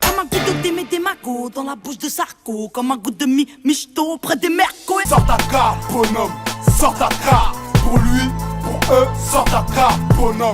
Mais ce qui est malheureux, c'est que l'on brûle le peu qu'on a, qu'il suffirait de voter pour incendier ces connards. J'appelle toute la jeunesse, mon frère, tous qui ont leur carte, mon frère, à aller voter, mon frère, pour lui barrer la route, mon frère. Face à la crise qui déferle sur les banlieues, Joe Star endosse un nouveau costard. Son nouveau credo, inciter les jeunes à s'inscrire sur les listes électorales. L'appel de Jamel Debbouze, Jean-Pierre Bacry ou Joe Star a fait grimper jusqu'à 32% les inscriptions sur les listes électorales dans certaines communes. Sniper dans le morceau Brûle, on les voit tous brandir leur carte électorale et à la fin du clip, il y a le message en 2007, votez. Et même dans le CD de Trait pour Trait en 2006, il y avait à l'intérieur un bulletin détachable à remplir et à envoyer à sa mairie pour s'inscrire aux listes électorales, pour pouvoir voter encore une fois en 2007. Vraiment, ils ont tout fait pour que le plus de personnes possible aillent voter. Ils le disent pas, mais le message c'est voter contre Sarkozy. Mais ensuite, se pose la question, voter, oui, mais pour qui? C'est bien, vous voulez qu'on prenne des cartes électorales, mais pour voter pour qui? On n'a personne qui nous représente. Si aujourd'hui on peut dire tout et n'importe quoi sur les banlieues, c'est qu'aucune force politique ne les représente.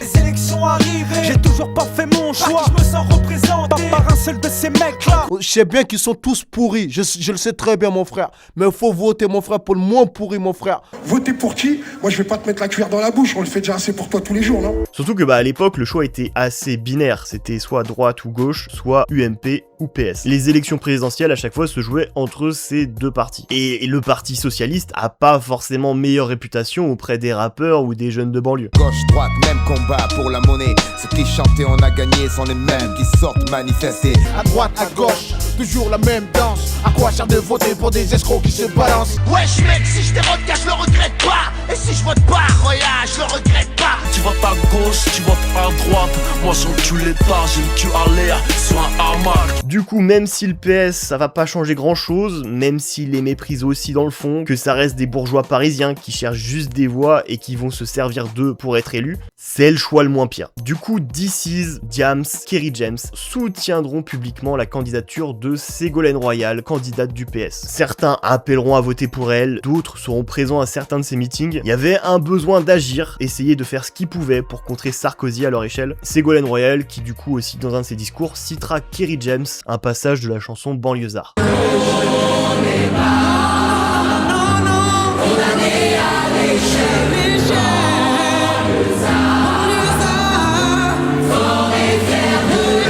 Mais là, depuis tout à l'heure, je vous présente la chose comme si tous les rappeurs étaient unanimes sur le cas Sarkozy. Alors oui, bien sûr, pour l'écrasante majorité, ils étaient tous d'accord sur le fait de l'insulter matin, midi et soir, 365 jours dans l'année. Mais il y en a un... J'en ai déjà parlé vite fait dans une vidéo, les pires feats du rap français. Doc Gynéco, qui avait fait le classique du rap français Première Consultation, va soutenir en 2007 la candidature de Nicolas Sarkozy. Doc Gynéco, le rappeur nonchalant, rejoint Nicolas Sarkozy. Il sort de sa botte, le rappeur Doc Gynéco approche People pour draguer les jeunes électeurs. Il sera présent à des meetings, il appellera à voter pour lui, il le défendra sur des plateaux télé. Alors pourquoi est-ce qu'il a fait ça? La raison est assez simple, je crois que c'était pour une histoire d'impôts, de promesses d'impôts à moins payer ou à pas payer, enfin tu vois. Et du coup, sur certains de ces plateaux télé, il se fera allumer par des chroniqueurs issus de la banlieue. Il y a Mustapha El Atrassi qui s'embrouillera avec lui sur le plateau d'On n'est pas couché, mais... c'était pas le même Mustapha El Atrassi qu'aujourd'hui, tu vois, il était beaucoup plus jeune, moins expérimenté. Être humoriste sur un plateau télé, c'est compliqué, tu vois, c'est pas l'exercice où tu vas être le plus à l'aise. T'es un comique, tu racontes des bêtises. Tu vois, c'est parce que je suis pas un petit clown. C'est parce que je... Continue. Mais quand tu nous fais rire, c'est pas volontaire, c'est ça le problème. Vas-y, monsieur le clown. Allez, vas-y, fais le clown, on y va. Maintenant, tu refais la même scène avec le Mustapha El Atrassi de 2026. Oh, c'est long. Quand elle a commencé, j'avais pas de barbe. C'est moins long d'aller au Rwanda directement et de vivre l'expérience toi-même que Halima qui te la raconte. Mais du coup, ça sera Thomas Njijol qui le vannera de manière efficace en prime time devant toute la France sur le plateau du Grand Journal. Et bon, aujourd'hui, je suis pas content, Bruno. T'es un rappeur de droite. Ça n'existe pas, Bruno. Il y a des rappeurs qui prennent des droites, mais pas de rappeurs de droite.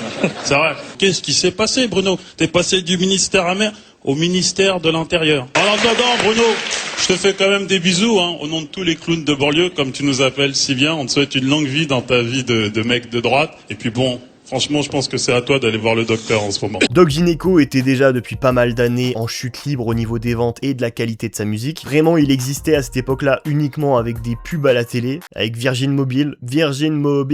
Détendu du mobile, wouh.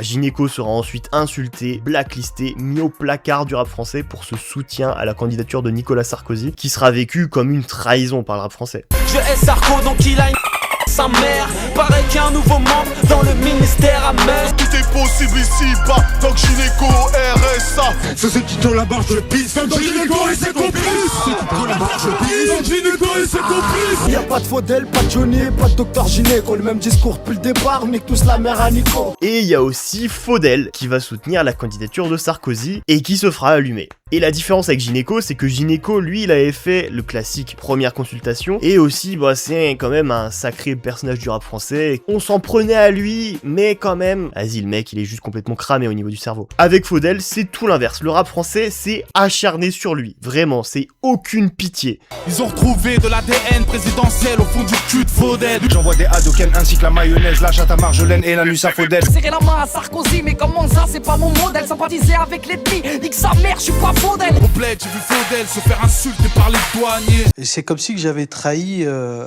Qu'est-ce que tu fais là, quoi? C'est ça que vous avez payé cher, vous avez été agressé. Après, j'avais la loi des séries, j'ai divorcé. J'ai payé très très cher, ouais. Mais l'histoire entre Sarkozy et Doc Gineco ne se résume pas qu'à ce soutien pour les élections de 2007. Et alors, pour ceux qui le savent pas et qui n'avaient pas l'info là que je vais vous donner, je vous envie tellement. Nicolas Sarkozy a plusieurs fils. Et dans le lot, Pierre Sarkozy, plus connu sous le nom de Mosey, est passionné de musique, principalement de rap. Alors non, du coup, non, déçu, je vais être déçu, non, il a pas tenté de devenir rappeur, mais tenté de devenir beatmaker. C'était quoi vraiment le pourcentage de chance que le fils du mec le plus détesté du rap français soit beatmaker? Franchement, c'était quoi la stat? Fallait que ça tombe sur lui. Et du coup, avec Doc Gineco, il y a eu une histoire de projet en commun. Avec dedans, Doc Gineco qui fait une sorte de morceau diss track sur Ségolène Royal. Ouais, ça fait beaucoup là, je sais, ça... Sois pas des magots, on est tous égaux. Avec ta robe blanche, un attrape-nigo. Travailler plus à gogo, gagner plus le bingo go. T'as fait Sciences Po. Au fond de toi, ça te fout la haine. Qu'un mec de droite te fasse jouir. Puceau, moi, sérieusement? Pierre Sarkozy placera pas beaucoup dans le rap français, étonnamment, je sais. Alors au début, il est un peu arrivé en sous-marin, incognito, sans dire qu'il était son père. Logique, hein, c'est vraiment logique. Son nom de famille était éliminatoire pour le rap français. C'est comme ça qu'il arrivera à placer une prod pour le rappeur Poison vers 2004, rappeur underground du 78. Et le pire, c'est que ce sera le premier morceau qu'il enregistrera de sa carrière, sur une prod de Pierre Sarkozy. Ouais, il y a des gens, la vie est plus dure. Alors quand il l'apprendra, il sera fortement énervé. Logique. Et voilà, je l'ai su il y a pas très longtemps, par des gens, par la télé, tout ça, et là j'ai pété un câble. Après bien sûr, notre ami Pierrot là n'est pas responsable des actions de son père.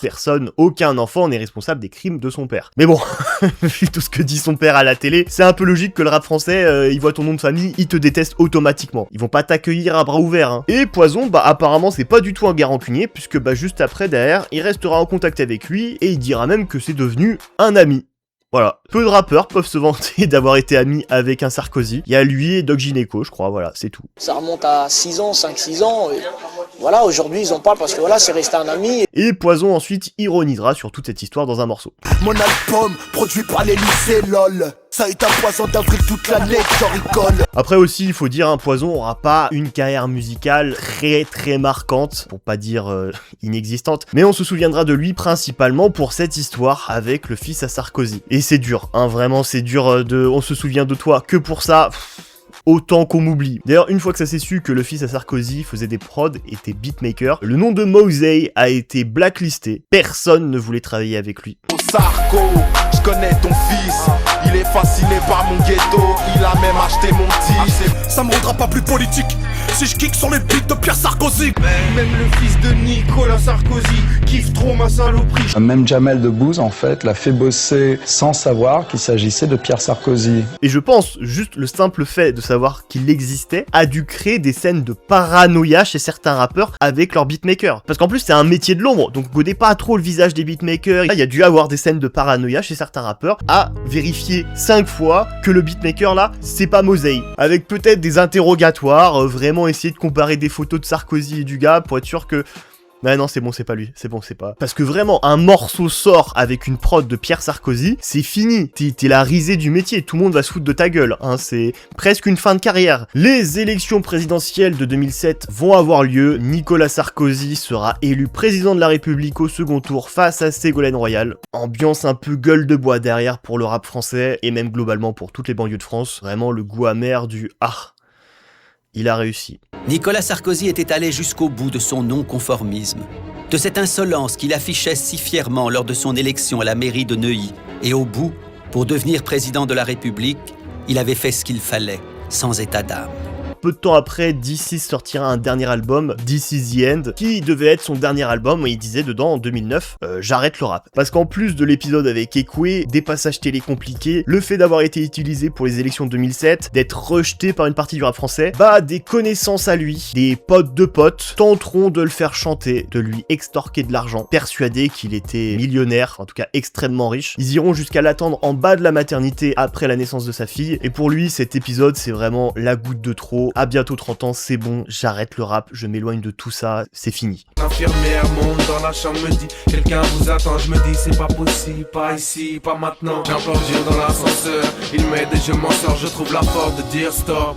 Et si je dois être honnête, voilà pourquoi j'arrête. Enfin même, globalement, cette période pour le rap français, elle est morose, mais elle est vraiment hyper déprimante. Plein de rappeurs vont annoncer qu'ils arrêtent le rap, c'est le prime du téléchargement illégal, plus personne vend de CD, les maisons de disques signent plus personne, il doit y avoir 5 rappeurs en France qui mangent bien, le reste galère de fou. Musicalement, la période est compliquée aussi dans ce que ça propose, niveau prod, niveau inspiration. Mais à l'époque, ça pétait pas, c'était ridicule, les basses et tout. Vous voyez, quand je vous parle depuis le début de la chaîne des prods gadgets, là, on était en plein dedans. Point. Même Booba et Rof, qui à l'époque étaient les 2 rappeurs numéro 1 du rap français qui se battaient pour la couronne, sortiront leur album qui se vendra le moins bien et qui sera le moins bien reçu auprès du public. Je suis sorti dans une semaine un peu complexe, parce que voilà, il y avait des histoires de chute de neige, de machin, tu vois. Et tout ça sous le règne de Nicolas Ier, dit le Petit, et vraiment, la période 2007-2012 qui correspond au mandat de Sarkozy, c'est vraiment une des périodes les plus compliquées pour le rap français. C'est même, je pense, la période la plus compliquée de l'histoire du rap français. Le gars a maudit cette musique. Toujours aigri, fait gris, on a tous maigri sous le régime de Sarkozy.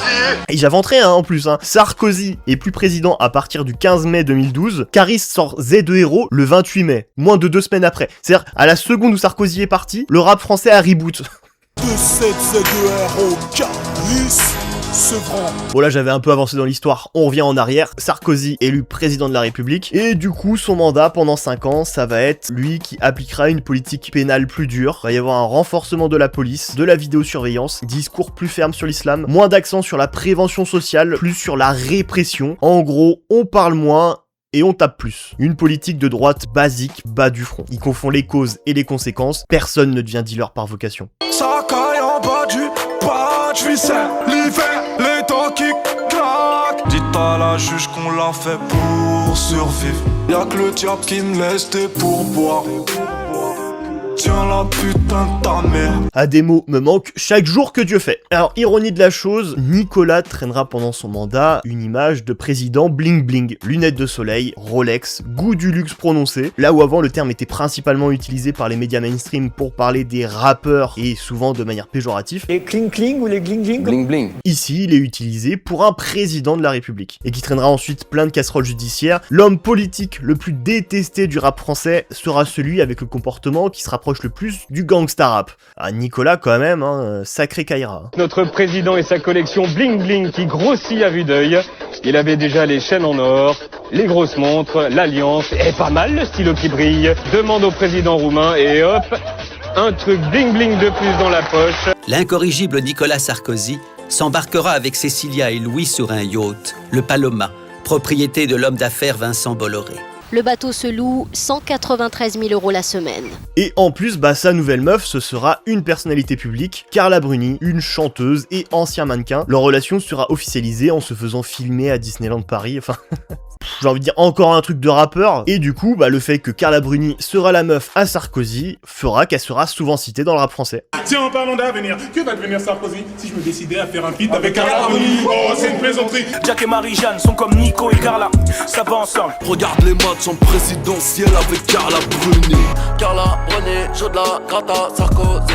Carla Bruni jouait de la guitare, on a acheté les nôtres et on tire sur eux.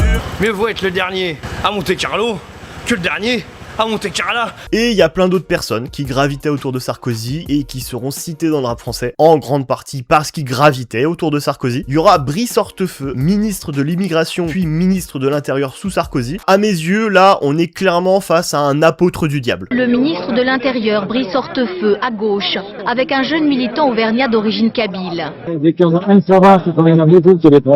suis l'immigré qui fait gémir la France dans l'oreille de Brice Hortefeux. Je pourrais aussi parler de DSK ou Hortefeux. Dans leurs soirées sadomaso, ils font toutes sortes de jeux. Si tu me suis écrit sur les forums, Hortefeux cherche des boucs émissaires et tous les chemins mènent au Rhum. Claude Guéant, qui sera aussi ministre de l'Intérieur et ministre de l'Immigration sous Sarkozy. Bon alors ça, c'est encore une fois, c'est le jeu des chaises musicales, des remaniements ministériels. Et Claude aura aussi son quota de punchline sur sa tête, comme Brice Hortefeux, pour la même raison, des déclarations dans les médias qui ne passeront pas pour le rap français. Pour nous, toutes les civilisations ne se valent pas. Nous devons protéger notre civilisation. Mes chromes démangent, nos gosses dérangent, on encule Claude Guéant. Maintenant il me faut des gants, y'aura du sang, je m'en fous que les gosses déhanchent. T'aimes les noirs comme Claude Guéant, dans ton lit pas pour un job. Un coup d'épée dans l'océan, j'ai des propos gênants, je donne 100 billets à celui à l'argent, tête à Claude Guéant. Nadine Morano, qui a juste été ministre déléguée de l'apprentissage et de la formation professionnelle. Comme ça, tu te dirais, bon, aucune raison pour que le rap français l'enchaîne. Eh bien, Nadine aura beaucoup de sorties politiques clivantes sur les banlieues, l'immigration.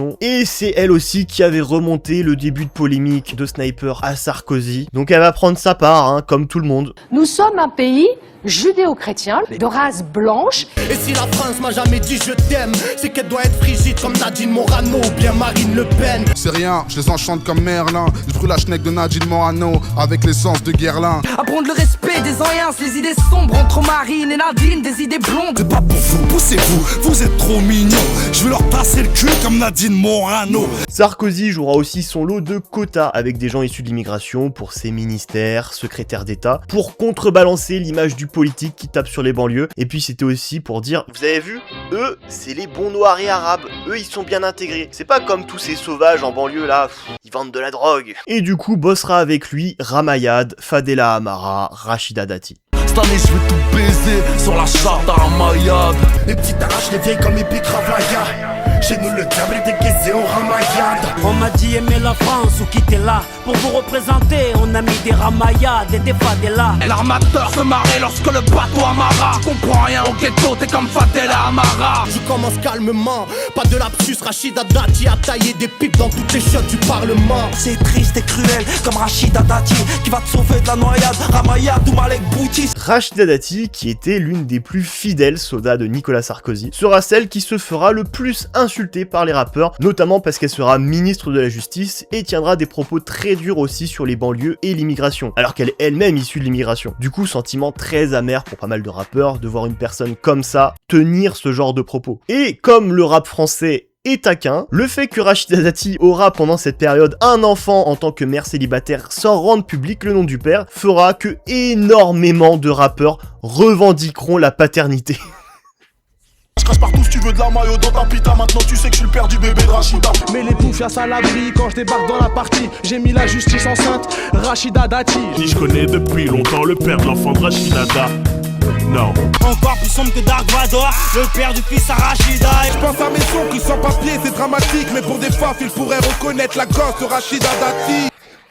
Comment ne pas être nostalgique? Et le groupe Sniper, encore eux, bon là on est en 2011 donc il reste que Tunisiano et Aketo, sortiront le single Fadela, un sorte de tir groupé sur tous ces politiques de droite sous Sarkozy issus de l'immigration qui, par pur opportunisme, cracheront sur leurs semblables.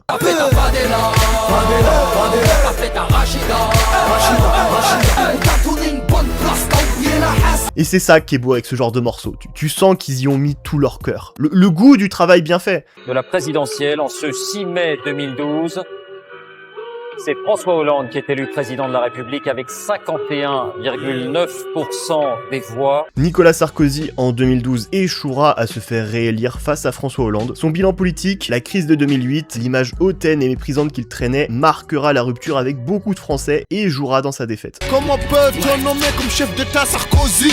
Les marins pêcheurs l'ont traité d'enculé. À partir de là, il aura plus de rôle en politique, il tentera un comeback pour 2017, mais échouera à être choisi comme candidat par son parti. Avez-vous, oui ou non, reçu de l'argent liquide de Libye pour financer votre campagne de 2007? Et du coup, étant de moins en moins présent publiquement et politiquement, il sera de moins en moins cité par le rap français. Une page s'est tournée sur le rap français, mais il sera quand même de temps en temps un peu cité. Vous en reprendrez bien encore un petit peu. J'étais cramé comme les talonnettes de Sarkozy. Je suis armé avec la mitraillette de Tony. Aussi Kairac Sarkozy, mafieux comme Mitterrand. Mon fils il a grandi, il fait la taille de Sarkozy.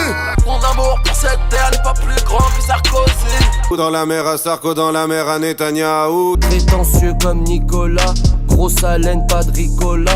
Pas de collage, pas de collal dans le cola. Ça devient rouge comme les keufs à l'époque de Nicolas. Alors François Hollande, lui, sera peu cité par le rap français, mais quand même un peu, parce qu'il représentait le pouvoir, le président en place, et parce qu'il était fortement impopulaire à la fin de son mandat. La bitch fait sa fond sans Hollande, je lui dis de partir mais elle en redemande. La seule casserole qu'il aura pendant son mandat, c'est une histoire de tromperie, où il rendait visite à sa maîtresse en scooter et tout, et du coup ça a fait des blagues là-dessus, mais il y a juste Booba qui va s'en prendre à lui parce que les impôts sont trop chers. Donc vraiment, c'est tout l'inverse de Sarkozy. Impôts trop cher, François mais sous Hollande, c'est plus Manuel Valls qui recevra pas mal de balles du rap français, notamment parce qu'il sera vu comme un Sarkozy de Wish, une pâle copie, faussement de gauche, attitude méprisante et ultra opportuniste. Il a été ministre de l'Intérieur, puis Premier ministre. Bref, le rap français le détestera aussi. Sarkozy souffre quand Stick Valls comme une poupée vaudou. Je suis l'ennemi de Valls, je suis l'ennemi de Macron. Ma veste n'est pas réversible, je ne suis pas Manuel Valls. Je veux pas que mes enfants grandissent là où y a un tas de dealers.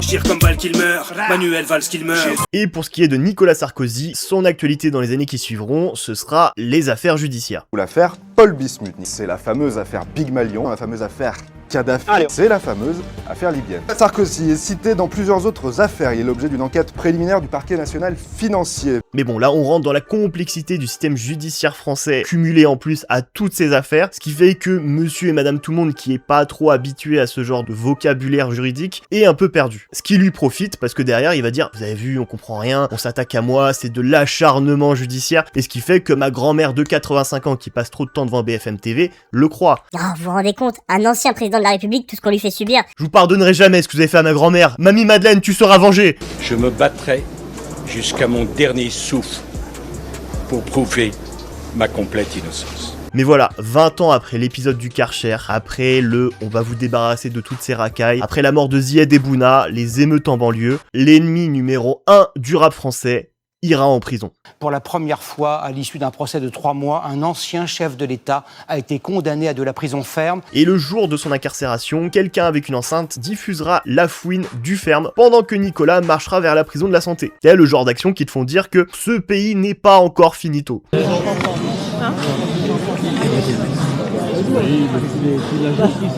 Sa famille sera présente, notamment sa fille, Giulia Sarkozy, 14 ans, née pendant son premier mandat. Du coup, ça a été le premier bébé de l'Elysée, premier président de la République qui baise à l'Elysée, non. Aussi le plus dangereux soit que les Sarkozy se reproduisent. Et au moment de partir, elle commençait à prendre des selfies avec des gens sur place, et c'est Carla qui l'a empêché de continuer, une star. Vraiment une star, Giulia, qui a récemment fait parler d'elle sur les réseaux, notamment parce que en commentaire de ses TikTok ou pendant ses lives, les gens spammaient Kadhafi. Ouais bon, je suis mitigé sur celle-là. Kadhafi qui avait financé la campagne présidentielle de 2007 de Sarkozy, et pour cacher ses casseroles, Nicolas a bombardé, détruit la Libye, et il l'a fait... quick. Et en conséquence, du coup aussi, le rap français a beaucoup rendu hommage à Kadhafi. Sarkozy toujours pas en prison, pourtant c'est lui qui a tué Kadhafi. Entouré de femmes comme Kadhafi, t'as pu nous voir sur Paname Nord. Je suis dans le game comme Muammar Kadhafi. Dans la château d'Afrique. Elles sont les États-Unis d'Afrique, Et ça là-dessus, bon, j'ai l'impression que beaucoup de rappeurs, soit ils ont pas la faux, soit ils font semblant, c'est un dictateur. C'est un dictateur, Kadhafi, il a tué, torturé des gens, il a fait plein de trucs de dictateur. Donc lui rendre hommage dans des sons là, il vaut pas mieux que Sarkozy, hein, c'est Kadhafi qui mourra le 20 octobre 2011, soit le lendemain de la naissance de Giulia Sarkozy. Ça veut dire que oui, Nicolas était à la maternité en train de suivre et de coordonner l'anéantissement de son Ops. C'est fou d'autant détester les rappeurs et d'être en même temps tellement Scarface. Mais du coup, 14 ans plus tard, on aura une séquence où la fille de Sarkozy sur TikTok dira « Repose en paix Kadhafi ». Tout mon respect, reposer en paix Kadhafi, je sais pas si ça se prononce comme ça, mais vraiment repose en paix. Je ne connais pas l'histoire, malheureusement non. Je pense faut être reconnaissant de ce que nous donne la vie. Je l'ai jamais souhaité, mais au final ça me rend quand même un peu heureux de voir ça, tu vois, c'est... Et vous savez quoi? Eh ben jamais 203. Parce qu'après Pierre et Giulia, c'est Louis Sarkozy qui fera parler de lui. Parce qu'à 28 ans, il a décidé de se présenter à la mairie de la ville de Menton. Parachutage électoral, hein, il a aucun lien avec la ville, mais bon voilà, c'est calcul politique. Et du coup, dans la fratrie, c'est lui qui tente de reprendre le flambeau de la politique. Alors il est très nul, tout sonne faux à chaque fois qu'il parle, il a un ton surjoué, détestable, et il nous a déjà donné beaucoup de matière pour se moquer de lui. Alors ça, en si peu de temps, faut saluer la perf. Ce tatouage, c'est le baron de Samedi. J'avais 16 ans, ma mère a fondu en larmes, et mon père l'a vu et m'a dit crétin. Marc Aurèle, c'est quelque chose qui est si incroyable que c'est à peine croyable. J'ai goûté une mangue en Colombie, après 1h30 de balade à cheval. Je ne savais pas qu'un fruit pouvait avoir un tel goût. C'est ci là. SY2LA. T'écoutes quoi? Alors moi j'aime bien le rap. Français pas trop, j'aime bien la fouine. Je hais Sarko donc il a niqué sa mère. Louis Sarkozy qui a été aussi en bif, en embrouille avec l'ex de Rof, Maëva, il y a 10 ans. Je sais que tu regardes mes snaps, Louis Sarkozy Boob, parce que la première chose que tu m'as demandé quand tu m'as follow sur Twitter et me gratté l'amitié, tu m'as demandé mon snap. T'es une grosse merde, t'es une grosse merde. Voilà, le destin a décidé que Nicolas paierait de ses actions à travers chacun de ses gosses dans un rituel d'humiliation infini. Et toute cette actualité, c'est de l'or en barre pour le rap français. C'est une mine de diamants à ciel ouvert pour taper sur Sarkozy, pour faire des punchlines sur sa tête. Là, ça s'écrit tout seul. Mais en 20 ans, bah, le rap français, il a pas mal changé. Petit à petit, le rap français va évoluer, une nouvelle génération va remplacer la précédente, la musique, le marché va évoluer, on va passer au streaming, il y aura de nouveau beaucoup d'argent dans le rap, et malgré les problèmes qui restent les mêmes en banlieue avec la police, les rappeurs français vont petit à petit se dépolitiser et se recentrer sur leurs problèmes perso. Il y a 20 ans, le « nous » prédominait dans les textes de rap, aujourd'hui c'est le « je » qui prédomine. Et en conséquence, ils vont de moins en moins citer le nom des politiques. Alors c'est toujours présent, mais dans des proportions par rapport à avant, c'est complètement dilué dans la masse. Les rappeurs insultent de moins en moins la droite et l'extrême droite. Macron, qui est président depuis bientôt 10 ans, avec la politique, le bilan politique qu'on lui connaît, n'est quasiment jamais cité, j'ai l'impression, et encore moins dans des punchlines marquantes. Vraiment, la seule que j'ai en tête à son sujet, c'est celle qu'a fait Petite Sœur sur lui. Prépare le snipe, shoot le président. MC revient évaluer le patron. Faut tuer Emmanuel Macron. Oui. Presque, même, j'ai l'impression que c'est Brigitte qui est plus citée que lui. Je suis l'amant de Brigitte Macron, elle veut un vrai patron. Il tape sur la drum machine, ne frappe pas les femmes, mais Brigitte Macron, je la gifle. Pendant ce temps, Brigitte nourrit Manu à la petite cuillère en faisant des bruits d'avion. Let's go. J'ai caché la drogue dans un mini caleçon d'une vieillasse qui ressemble comme deux couteaux à Brigitte Macron. Fuck les pédophiles comme Brigitte. La quéquette à Brigitte. Et même les morceaux les plus politisés et engagés de certains rappeurs, c'est des morceaux complotistes. Et pendant que tu casses ton dos, tu vis dans le sacrifice. À l'école, on leur apprend à 6 ans à changer de sexe. Je vois la télé, je suis quand même pas con. Je vois la télé, comment ça se passe, hein.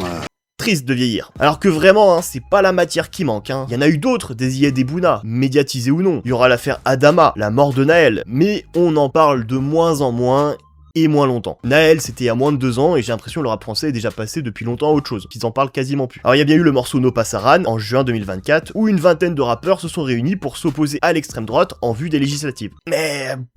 bon... comment dire? Faut saluer l'initiative. Mais le morceau, il est pas... Pour être honnête, moi j'ai jamais voté.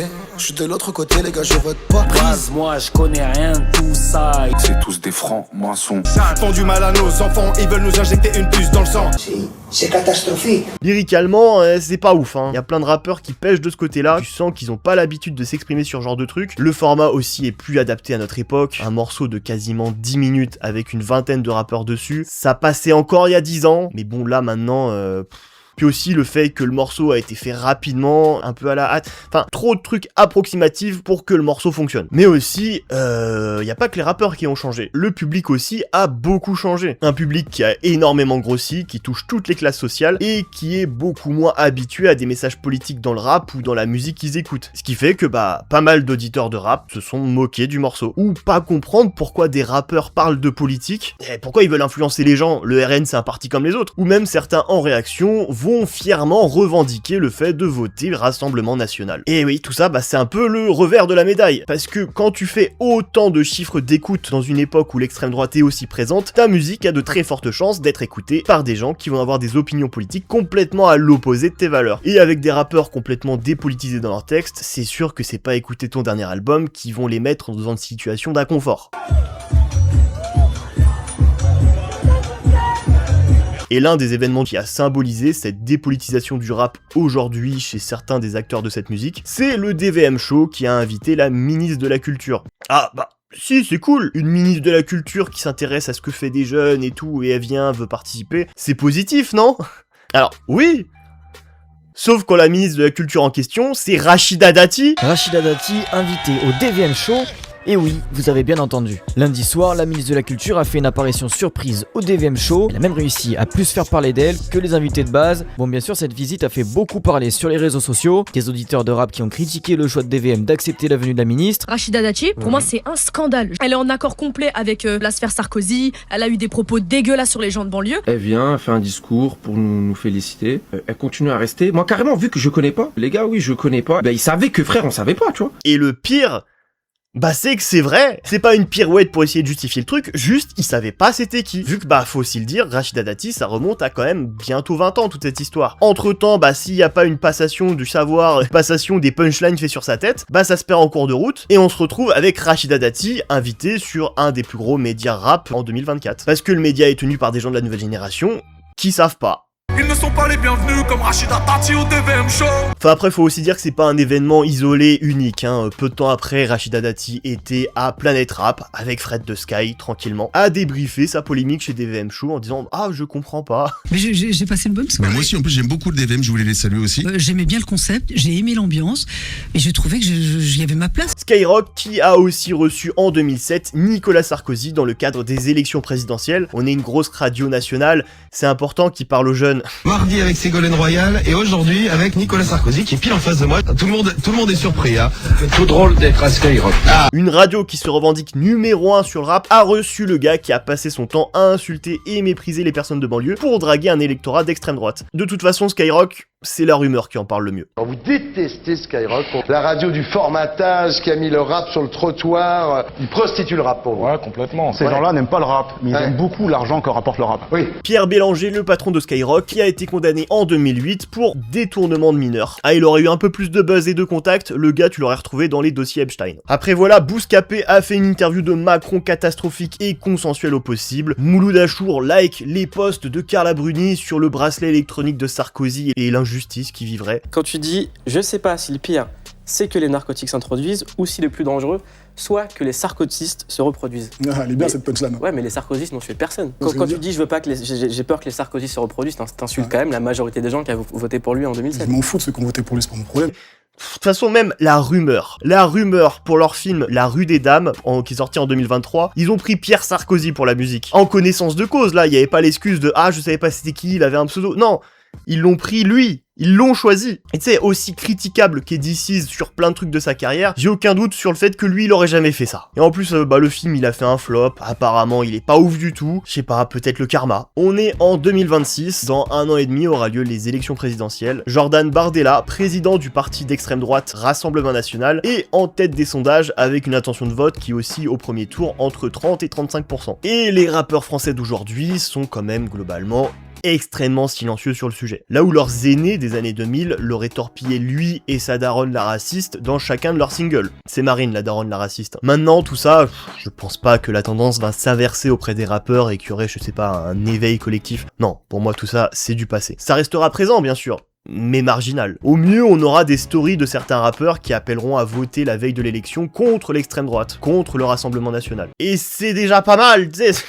Voilà, alors peut-être que je me contente de peu, mais bon, voilà, mon attente aujourd'hui, elle est tellement basse de ce côté-là avec les rappeurs que bon, bah, s'il y a ça, tant mieux, tu vois. Après, je sais pas si beaucoup le feront, parce que bah, la peur de perdre des abonnés, mais il y en aura. C'est sûr, je pense dans l'eau, il y en aura. En tout cas, il était important pour moi de parler de ce sujet, de parler de cette période, encore plus à notre époque, rappeler ce qu'était cette musique, son engagement politique, et je suis pas partisan non plus du c'était mieux avant. À partir du moment où une musique devient aussi populaire et mainstream, il est inévitable qu'elle se gentrifie. C'est arrivé à d'autres styles de musique avant, ou même à tout autre artiste qui rassemble une très large audience. Petit à petit, les choses deviennent plus lisses, il y a trop d'argent en jeu pour avoir une opinion. Et c'est pas Medine qui a fait les pubs au tacos, hein. C'est la rafleuse.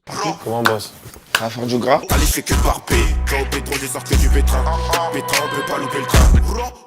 Et y a pas de jugement de valeur quand je vous dis ça. Je suis pas là pour faire le moralisateur plein de vertus, tout ça. Face à un chèque à 6 chiffres, je pense qu'on serait beaucoup à s'asseoir sur nos principes. Le vrai problème, c'est qu'on est tous contre les gros salaires jusqu'à ce qu'on en ait un. Il est du coup d'autant plus louable de saluer les quelques personnalités ultra mainstream qui prennent position. Même si on peut toujours faire mieux et que certains, leur prise de position, c'est très léger. Être méchant, c'est pas très bien. Oui, bon. Non, et puis c'est pas moi, avec mes 180 000 abonnés, qui parle de rap toute l'année, qui prend beaucoup de risques en faisant ce genre de vidéos. Au global, je pense, je prêche des convertis. Même s'il y aura toujours 2-3 surprises en commentaire, ah c'est ça la beauté de mon métier. Mais en vous disant tout ça, j'essaie juste de faire ma part, et de perpétuer cette tradition du rap français, être du côté des gens qui souffrent, et s'en prendre aux gens, au système qui oppresse. Parce que comme dirait la légende du rap français Calbo, qui nous a quitté récemment, qui peut prétendre faire du rap sans prendre position? Et je rajouterais même, qui peut prétendre parler de rap sans prendre position. En 2027, votez. Rien n'est jamais joué à l'avance. Et pour ce qui est de Nicolas... Nous ça a pris du ferme.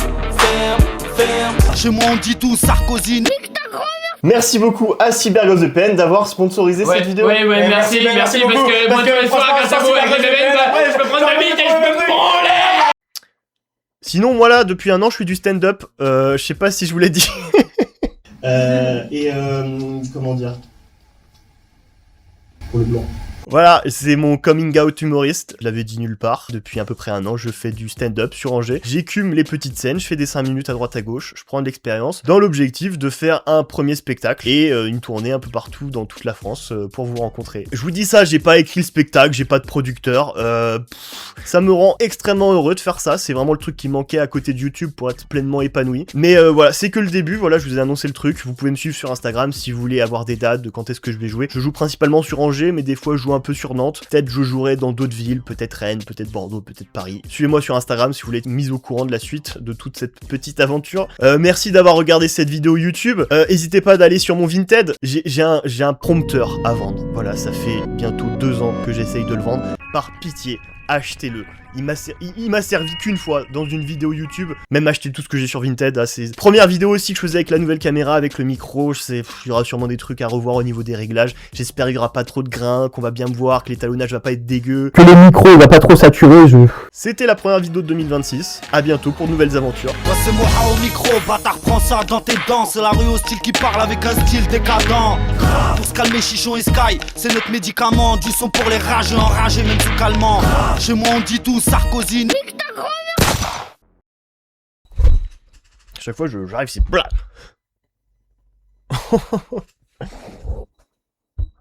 Plus que ça, mon matériel qui se retourne contre moi.